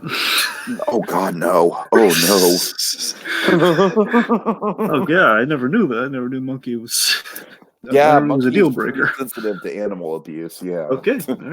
All right. So, Dragon, I watched Madness in the Method, and the weird thing about this is that I feel like you and I are very much mirror images of each other, where it's like you absolutely love Madness in the Method, like you're head over heels for it, in the same way that I'm head over heels for Art of Self-Defense. And Dragon, I really liked Madness in the Method. I think it was quite good. I'm not over the moon about it per se. I do think it's better than Jay and Silent Bob Reboot, though I do like Jay and Bob Reboot as well. But Dragon, ironically enough, the things that I didn't really care for with Madness and the Method was kind of the more high concept twisty stuff. I didn't really care for the actual method acting part of it all that much. Like I felt it was a little touch and go, honestly. But what I did care about was Jason Mewes and Vinnie Jones and Jason Mewes' quest to clear Vinnie Jones's name and all that, and just like how Jason Mewes is just such a man. He really is. Just the quest to kind of get past the typecasting and all that. Dragon, the only thing that disappoints me in this movie is the fact that the method acting stuff gets a little too high concept for me. Because I feel like this movie could have been really genius if they would have dialed it down and most of the movie was more like that cold open. Because I loved that opening scene, man. I really did. So you mean less him going down the negative side of method acting? Yeah, I wanted it to be more like the negative side of method acting and less the negative side of method acting and more just kind of like Jason Mewes trying to prove to the world that he's more than just kind of the stoner fuck up. You know what I mean? Like, I wanted it to be more personal than it ultimately was. But by that same token, though, it is a very, very good movie. I respect Mewes as an actor way more than I did back in the day. I like it quite a bit. So, of course, Stan Lee's last role. What'd you think of the last Stan Lee scene? You know what, Dragon? I hate to say it, but it's not like I didn't like seeing Stan pop up, but for the last cameo, I thought it was a little underwhelming. I mean, I know they can't pick the last cameo, but... All right. I don't know. Seriously, though, Vinnie Jones and Gina Vinnie Carano. Jones is honestly like the highlight of the movie for me. I love the dynamic between Jason Mewes and Vinnie Jones. Yes, it's so great. I love when Vinnie Jones pops up in things nowadays, and I just, of course, seeing him pop up in this and having a friendship with Jason Mewes, like calling him a Muppet. It's lovely. I love it. And we don't know this for sure, but I would love it if Jason Mewes and Vinnie Jones actually became real life friends through rehab. I would. I know, like he met. It feels like they have that dynamic, Dragon. It really does. The way they, if that's not a true story, then man, they're acting like it is, man. Because like the acting here is on point. They have chemistry. We know we know that Jason Mewes has probably met a few famous people. Like we know he and Ben Affleck, not that they met for the first time there, but like they ran into each other in the rehab at a time. So it's like presumably other famous people would check into the rehab. Therefore, Jason Mewes might be able to meet them. So it's possible, but I'm not sure what Vinnie Jones' history with that sort of stuff is. That's the thing. It's quite interesting. But seriously though, but Gina Carano, I love Gina Carano in the movie though. She's quite good. All right, Dragon, I just read the name of the next one on your list. If you like this, I'm gonna be upset. No, but Dave, real quick though, I mean, because you've been loving her in Mandalorian, the Carano, man. What'd you think? No, she's good. She's good. I'm sorry. I'm just focused on the movie that kind of ruined my childhood. All right, okay. Now getting back to the movie that ruined your childhood. Okay, so Tolkien. Fuck this movie. Well, that's his thoughts. All right, so Tolkien. So, look, Tolkien, bear in mind, a man who hates allegory and he struggled his whole life to no, my goddamn books are not about World War II. What is this movie? It's... I'm sorry, Dragon. I'm sorry. All right, so yet again, we're going to flip the coin thing again here, where again, so complete opposites here, where I have no connection in this world to Lord of the Rings. I got nothing. I got Bubkiss, Goose Egg, Zilch. I got nothing. I mean, Sean Astin. That's about it. Having right.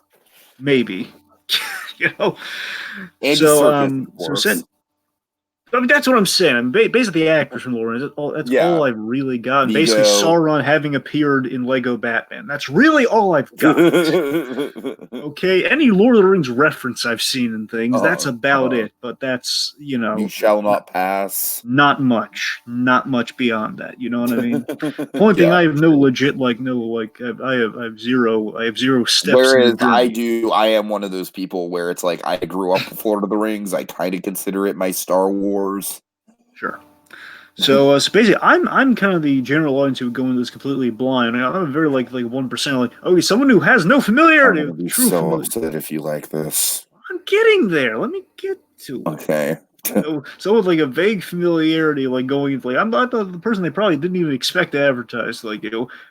Anyone who likes a biopic in here likes the lead actor would be in this biopic. Anyone there? Me. Okay, that guy. Okay. So of course I went to Tolkien because honestly I went to Tolkien eager to learn it. Honestly, it's I have a hard time getting Lord of the Rings. Maybe this Tolkien thing and Nicholas Holt's in it.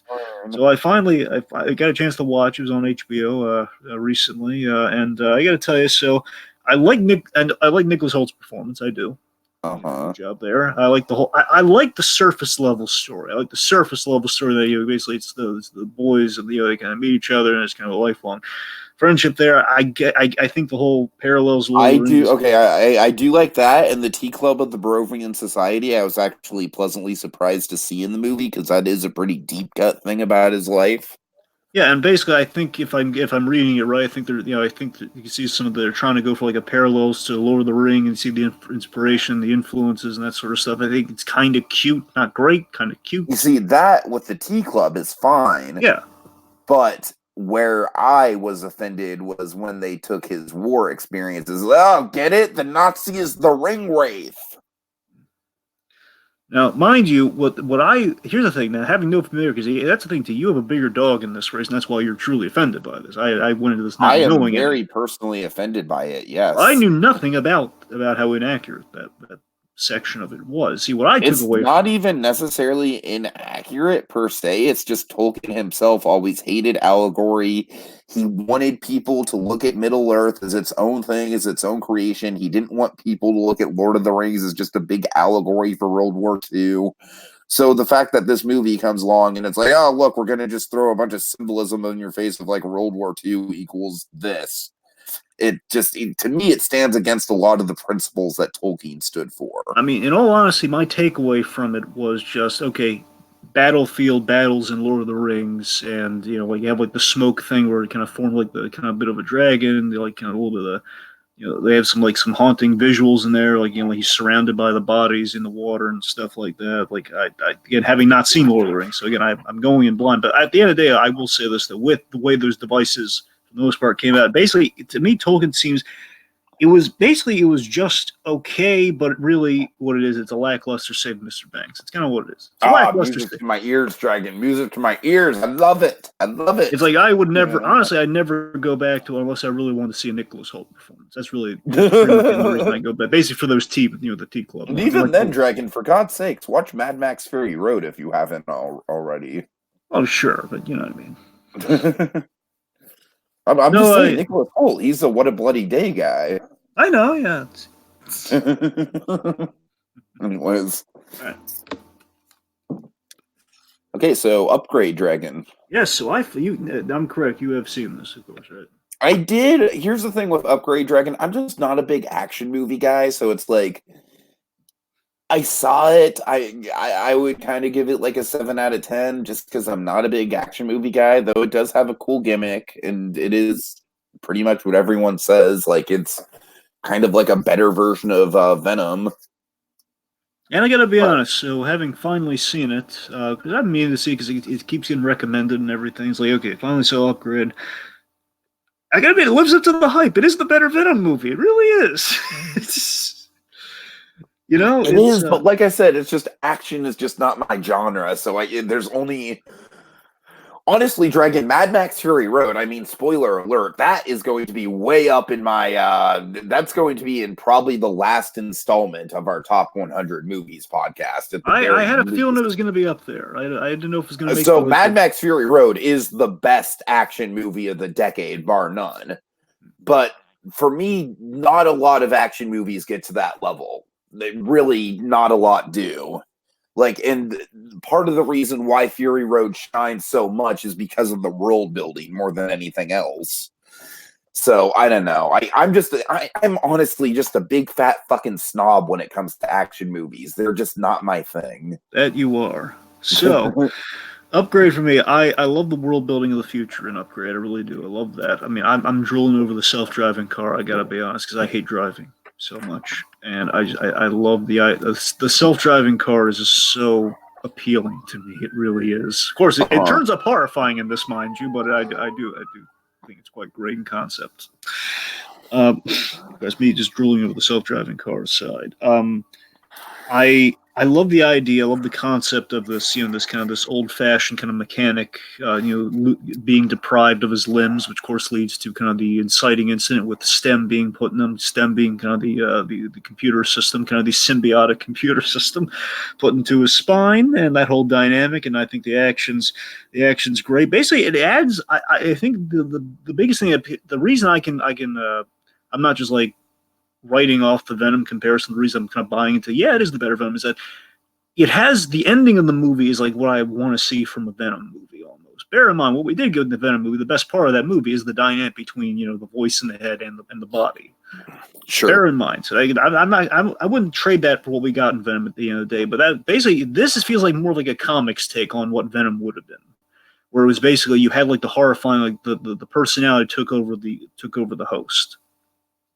Which again, that's the more like kind of more accurate, the more like kind of horrifying version of what Venom is traditionally, and that's kind of what this movie does. And again, just taking the Venom out of the equation, there's narratively, I like where we go. However, I will say the twist is, I don't mean this to be like I don't know how I feel about the twist, but seriously, the twist is kind of iffy on this one because it feels like it's a bit of a buy because it comes out of left field.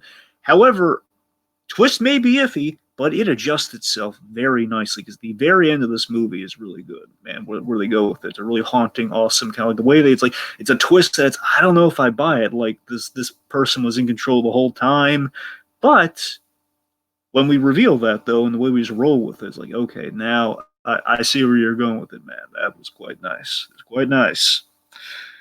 Action might be a little too violent in places, though. I will say that about the movie. A little too gruesome than they had. That's what I'm saying, man. The action was just kind of like gratuitous for me. And when action is too gratuitous, I kind of start to phase out of it.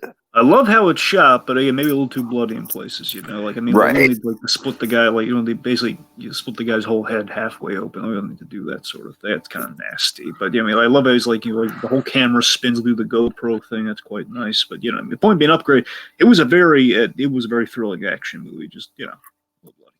Oh, yeah, the guy who did Saw did this one, so what do you expect? Okay.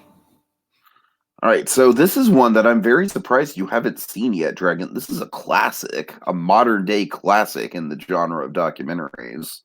Yeah, so The King of Kong, Fistful of Quarters. So oh, yeah. I had heard about this. I saw like someone I highly recommend people check his work out. Happy Dragon Productions or Happy Dragon Pictures. That's the one. This guy does great work, and he basically did an episode on this, and I always meant to check it out, but for the longest time it was never available. Now, of course, it's on YouTube and it was on Stars, I think. Yeah, it was on Stars. The point being, I was finally able to check it out in some venue of some variety, and because I'm wanting to for a while, just kind of drifted off, and it's like, okay, hey, look, it's there, it's available. Oh boy, I can finally watch this. And it's a really it's a niche doc about a gaming rivalry, as many people. It's kind of the underdog story of a man proving that he did something special versus a man who's only defined by that thing that he conquered once and will not like relinquish it by any stretch. So it's kind of two very interesting kind of rivals in our story here, and the documentary lives up to the hype. I was told this was good, and I would agree. It was quite good. Seth Gordon, his directorial debut, from what I hear, the director Seth Gordon. So interestingly, Tiki, if we ever get to this on one of our shows, so Seth Gordon, he's got kind of an iffy history with movies. So on one side, he's directed Horrible Bosses, points there. Yeah. On the flip side, though, did Four Christmases, major reduction of points there, which is my most hated Christmas movie. One of my after seeing Kirk Cameron say it's my second most hated Christmas movie.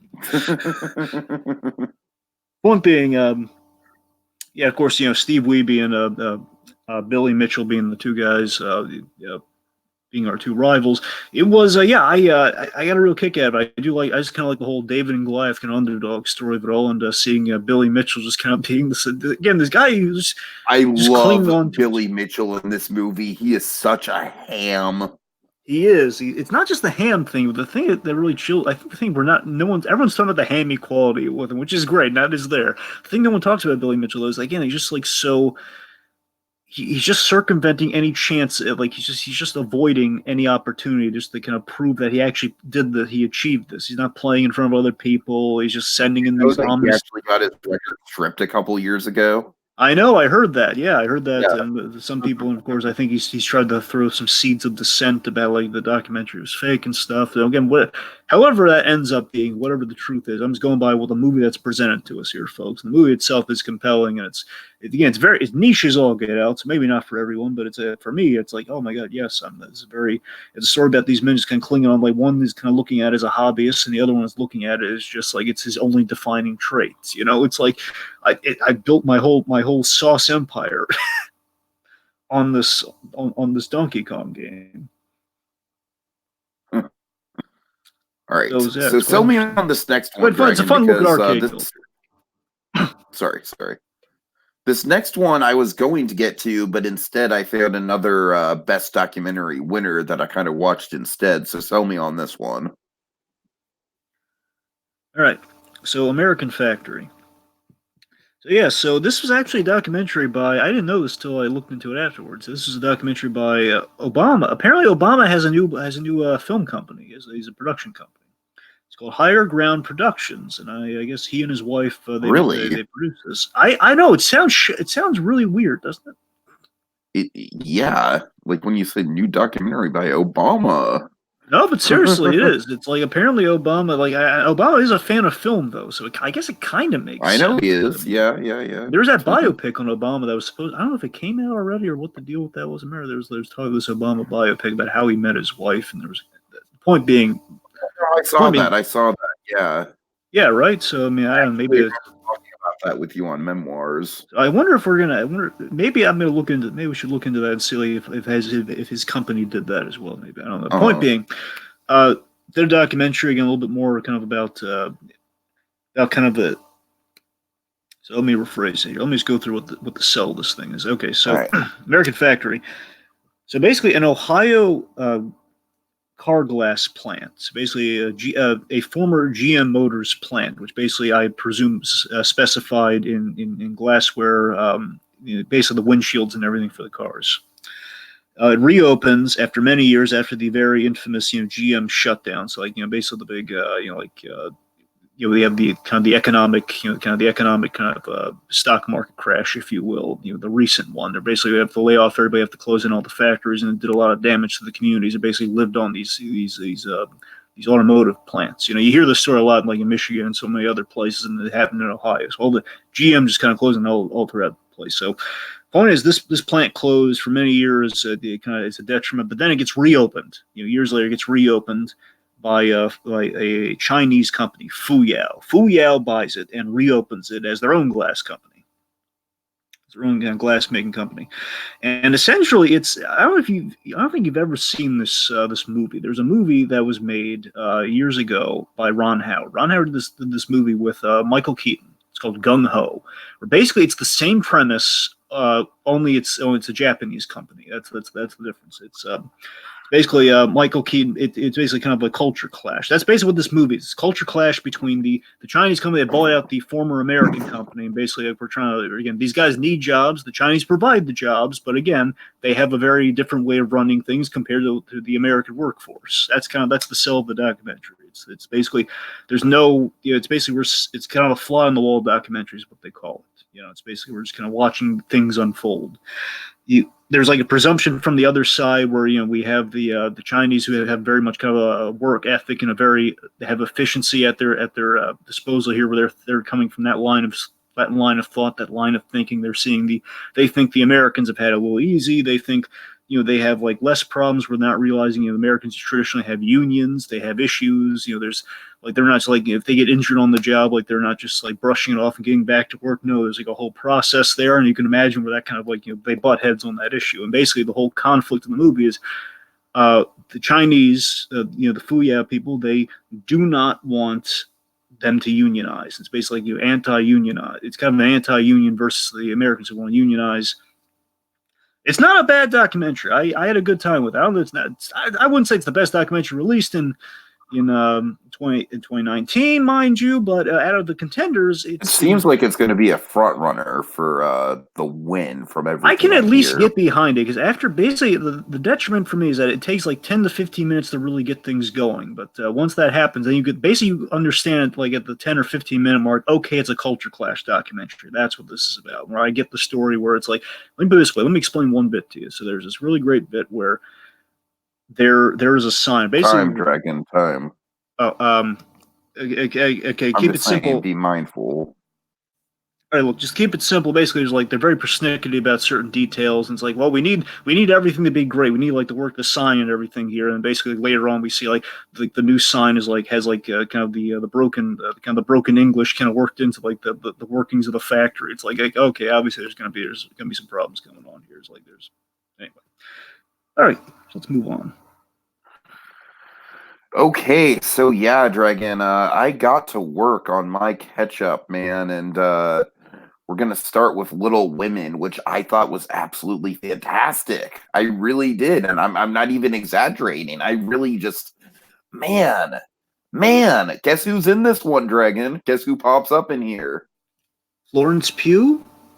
Well, yeah, Florence Pugh, and she is by far the best part of the movie. I'll get to her, trust me. No, Bob Odenkirk. Hey! Bob Odenkirk's the father, and he's great. He only has a couple scenes, but he's great. Nice. Dragon, I will say Laura Dern in this, it's crazy because she's basically the villain of Marriage Story. And in this, she is so warm, so lovable, so motherly. Oh my God. Like you fall in love with her the same way you fall in love with her in Jurassic Park, you know? And man, but just this movie, I think the genius of this movie, Dragon, is the framing device, because essentially what this movie does is it sort of takes an event, a key part of the novel that's kind of like a turning point. I don't want to say a low of lows, but it's maybe sort of like a kind of a loss of innocence, if you will. And the movie essentially structures everything before that event and after that event, while at the same time building towards that event in the before section. So you see the aftermath of the event, you see how it builds up to the event. And Dragon, oh my God, it's honestly one of the best adaptations of a book I've ever seen, in the regard of just like, like screw just telling the whole thing beat by beat. You know what I mean? Like this movie, it absolutely, like the dialogue feels modern, but it also feels timeless. My boy Timothy Chalamet is great. I love Saoirse Ronan, but absolutely Florence Pugh steals the show. That woman is a powerhouse. Dragon, I will say the weak link is probably Emma Watson. I mean, she's fine, but she's kind of just there. But yeah, man, Greta Gerwig, I will say, one of two women directors that I feel was snubbed in favor of Todd Phillips specifically. Just saying, because I can't argue with Bong Joon-ho, I can't argue with Quentin Tarantino. Who are the others? Baumbach? Is Baumbach on there? Yeah, I think Baumbach's on there. Yeah. And then who is the fourth? God, darn it. Tarantino, Bong Joon-ho, Baumbach, Phillips, and it's 4. Crap. God, it's gonna drive me crazy Well, now. that's just thanks for that. I'll look it up. But Dragon, Little Women, just man, it's just a tour de force. Oh wait, no, it's Sam Mendes. Sam Mendes. Okay, that makes sense. Okay. Yeah, honestly, I would kind of maybe put like the female directors that I'm going to mention over Sam Mendes, and I don't know, Sam. It's tricky, but this is a tour de force. Greta Gerwig is a genius for how she pulled this off. I love this. I love this movie the same way most people loved Lady Bird Dragon. I'm passionate about this movie. I would say if we did my rankings now, it would definitely be up there with the likes of Parasite and The Lighthouse. It would be competing for my number one spot. Yeah, this movie is just, it's damn good on every level, man. It really just fires on all cylinders. It's a fantastic adaptation. I don't know if you like it, but I really got a kick out of it. All right. I think you'd like it for the framing device, Dragon. If anything, I'd watch it for the framing device on your end. All right. Okay. Okay, so speaking of Bong Joon-ho, honestly, because of all your Parasite hype, I finally kind of okay, I'm going to finally watch this Snowpiercer. And honestly, this is one that I haven't seen. Yeah, so this was, from what I understand, this was Bong Joon-ho's breakout hit. The American, at least his breakout hit in America, at least. Like his breakout hit was The Host, but that was like his breakout hit, like you said, in Korea. Yeah, that's first. Like I think mostly, I forget there was like someone addressed like in a percentage, or like an 85%, like American, like English spoken movie that he's done. Point being, I found this movie interesting. It's kind of this interesting post-apocalyptic cell and status quo. We're on the train. Basically, like, we're years late. In 2014, like the world began to freeze over. I want to say that it was the polar ice caps or something. And then basically, years in the future, like all of humanity is like on an arc on. Basically, it's an arc on rails with a train. Basically, a train's kind of going around the world like Noah's Ark. Where everyone who survived is on the train, and there's a status quo. There's like an order of things. Basically, if you're on the back of the train, you're in basically kind of the poor section of town, which is where Chris Evans and the rest of our motley crew are there. And they're basically they're trying to get out of this class system and trying to kind of make their way to the engine room of the train all the way to the front. Mm-hmm. Because basically these guys are treated terribly and they're kind of like herded like cattle, and basically sometimes they're selected like if they they need kids or something, then like the kids are selected of like it's a whole thing. What's interesting about this movie is that I feel like thematically and politically this movie is taking on very similar ideas to Parasite.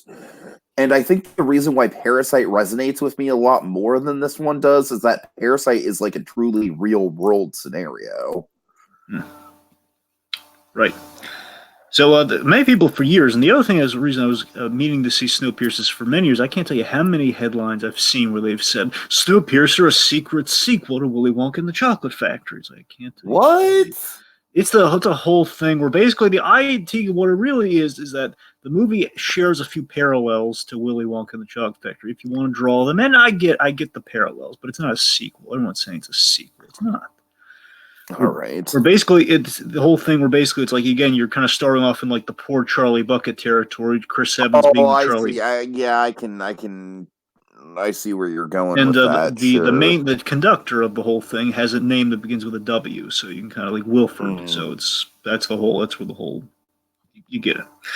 But Ed Harris, he plays the Wilford character. He's quite chilling in the role too. He has a scene with Evans. And basically, the whole sell of the movie for me is like Evans is basically he's going through a lot of trauma as he's getting from point A to point B on the train. Like, I love him planning basically the big plan for this whole this it's basically an odyssey on a train. It's basically we're going from point A to point B, and you lose people along the way, and a lot of really bad stuff happens. And it's quite good. Jamie Bell's in it. Jamie Bell's kind of like the second in command with Chris Evans, like he's kind of his buddy, and there's a really interesting story. The storytelling in the movie is very solid. Like specifically, like when we learn things about our characters, like Chris Evans will like kind of inform people of what has happened while they've been on the train. It's really good acting, really good storytelling. Also, it's getting a series. I don't know if you're aware of this. TNT, they're doing another adaptation of Snowpiercer, but as a TV series. No, I was not aware of that. Yeah. Of course, no Evans in it, mind you. So I don't know if I'm going to be watching it, but still, it sounds like I don't know. It sounds like they're going somewhere. Basically, it's like you're going to see the further adventures of Snowpiercer. It's kind of imagine the darker version of Infinity Train, I guess.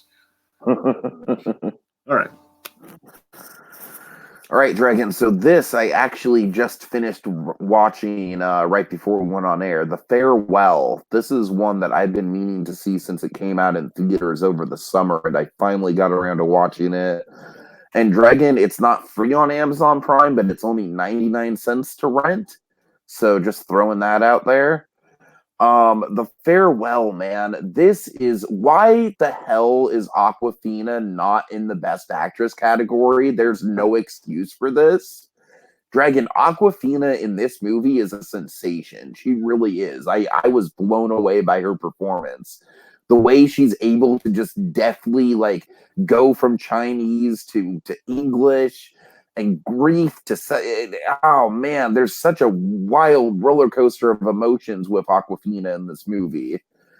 Dragon, this movie is essentially the premise is that in Chinese culture, when an elderly person is dying, the family does not let the elderly person know that they are dying, and instead they pull a family get together where everyone in the family can say goodbye to the dying member of the family. So, Aquafina's character in this movie is very emotionally attached to the grandmother who is dying, but nobody wants to tell her that she is dying. The tension of the movie, Dragon, the whole moral dilemma of this is, do we tell her? Aquafina, of course, being kind of like the millennial who's not attached to the Chinese culture. She's been in America since she was a young child. And so she's very close with the grandmother. They speak on the phone over the phone all the time. She speaks Chinese, Aquafina does, but she's mostly American. And the grandmother speaks no Chinese. The grandmother speaks no English, only Chinese.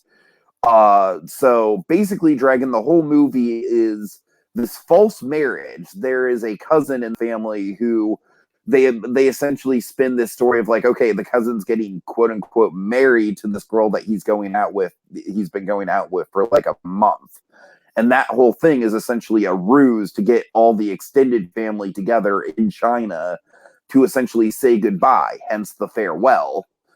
And Dragon, this whole movie is like kind of an exercise in sort of like tone, and it's a balancing act of tone, and I love it because you know me in tone. When tone doesn't work, it doesn't work.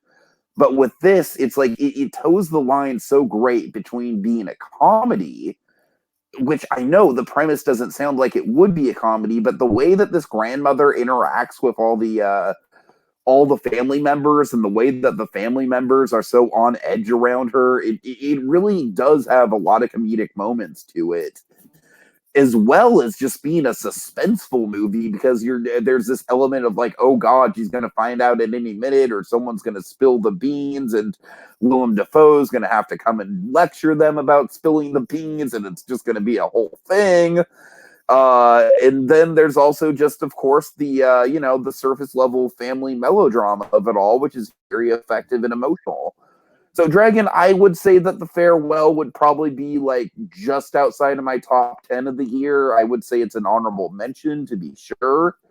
I don't put it quite as high as Little Women, but I really did like it a lot. And I think that Aquafina, it's like I'm not usually one of the people who subscribes to the whole Oscar is so white thing, but I do think it's kind of ridiculous that Aquafina was snubbed out of the award. And I do think it is a snub because I think Aquafina generally is. I mean, I'm sorry, Judy, I don't want to go on a whole rant about Judy, but man, I would replace Aquafina.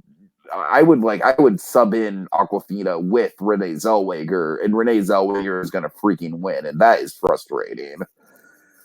All right, but yeah, Dragon, I don't know if I would recommend The Farewell to you. I would probably recommend Little Women over The Farewell. But The Farewell, like I said, if that premise intrigues you of like the big lie and the lie getting more and more elaborate as it goes on, then I would check it out. All right. All right. So another documentary, sequel documentary, if you can believe it. It was Super Size Me 2, Holy Chicken. What's the premise here, Dragon? Well, it's kind of a spite documentary, and it's quite impressive.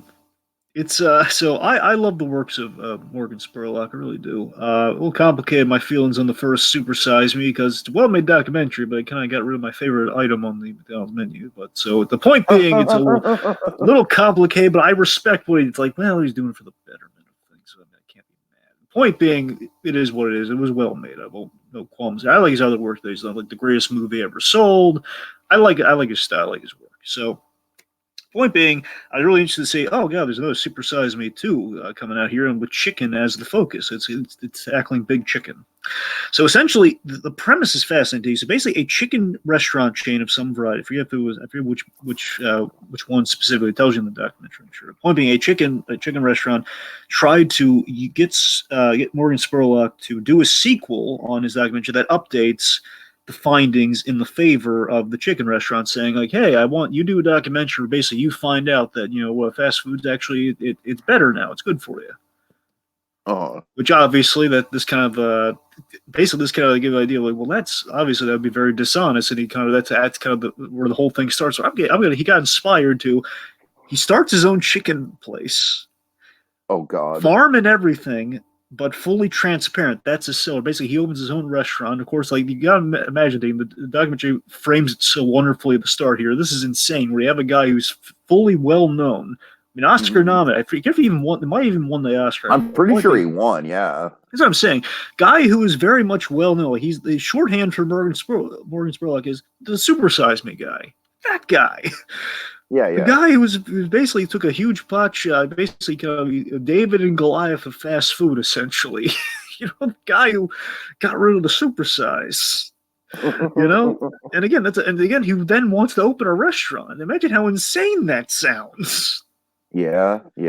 Point being, so basically his whole sells transparency. Like, he farms the chickens and the whole thing. It shows you how he does this, and it's kind of a genius concept in that cell, and then how we do it. I can really only say that much, but it's basically he tries. Basically says, okay, I'm gonna try to do things better. I'm gonna try to show you how we can do fast food right, and basically do fast food via chicken right. And of course now it's even more relevant now because all the chicken stuff and all the pies and everything going crazy these days. It's quite interesting. It's quite fun.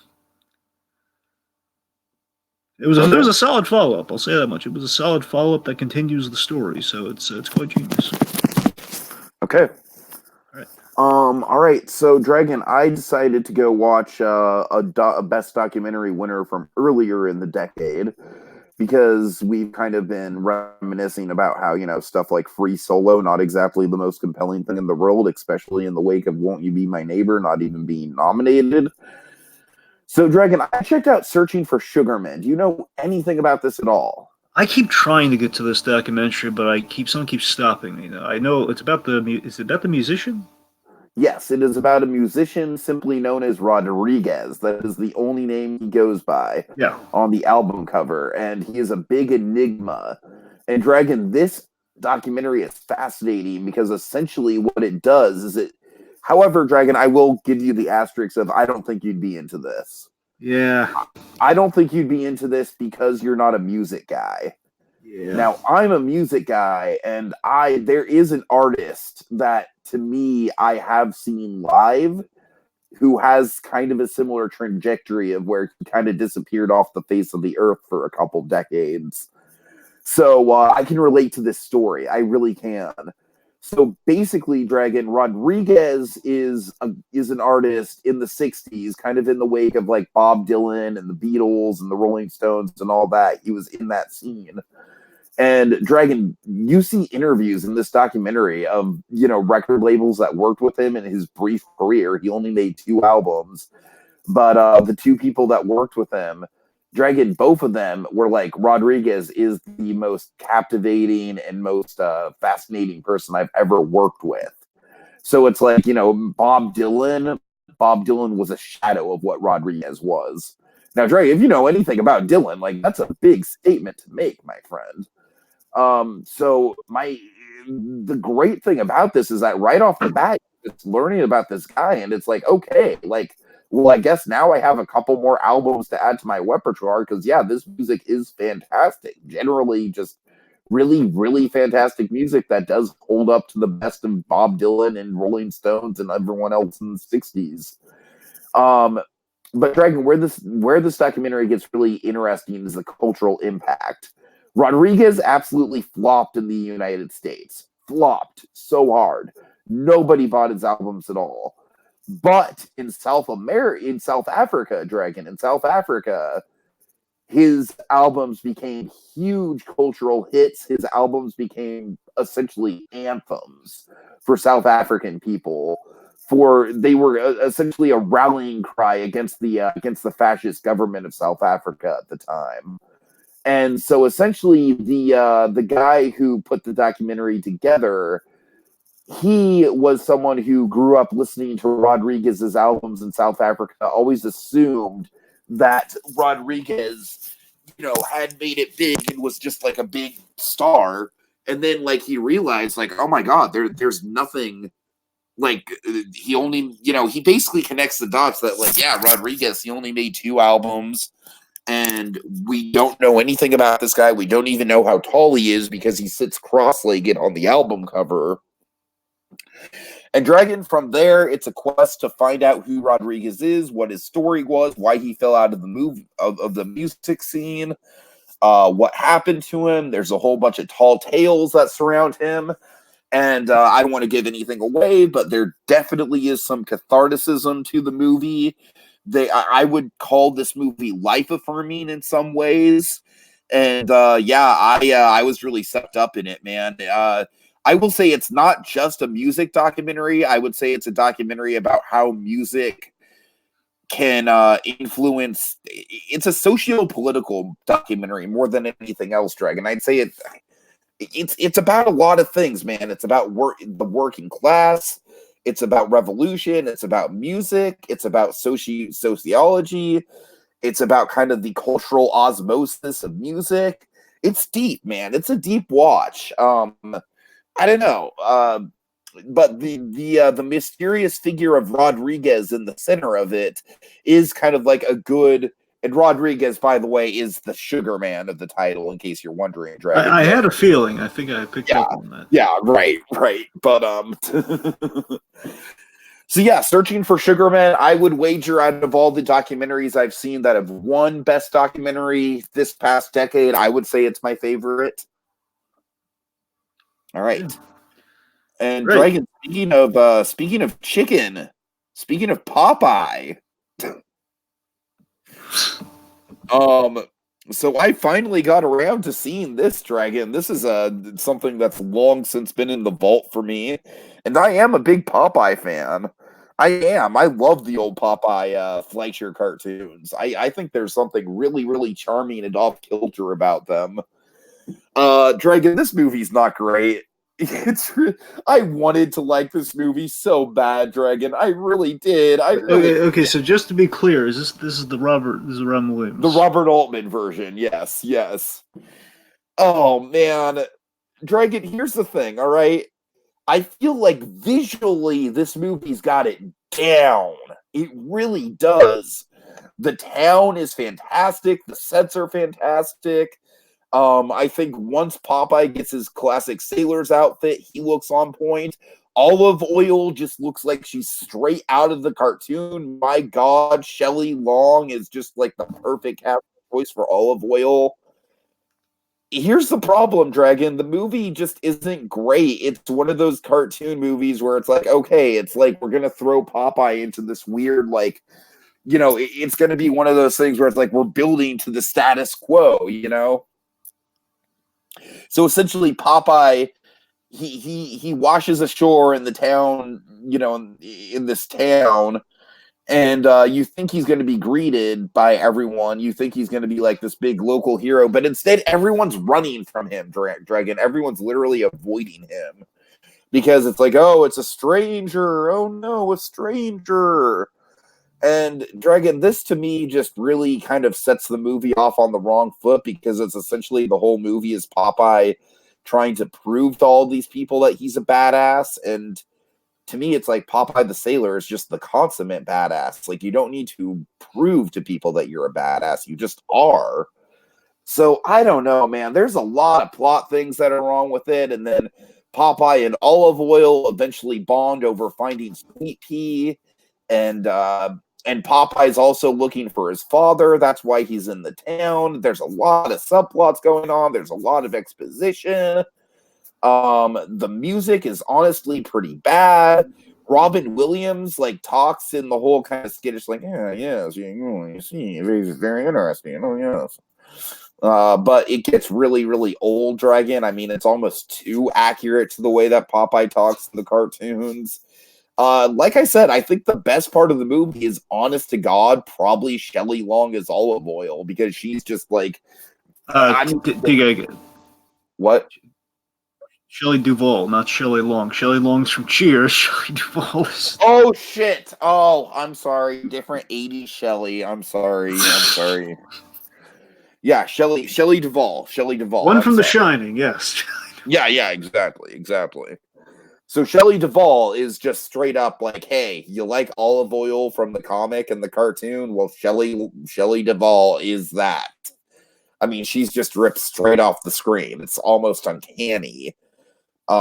She's honestly kind of like J.K. Simmons as J. Jonah Jameson levels of just like perfect casting. Mm-hmm.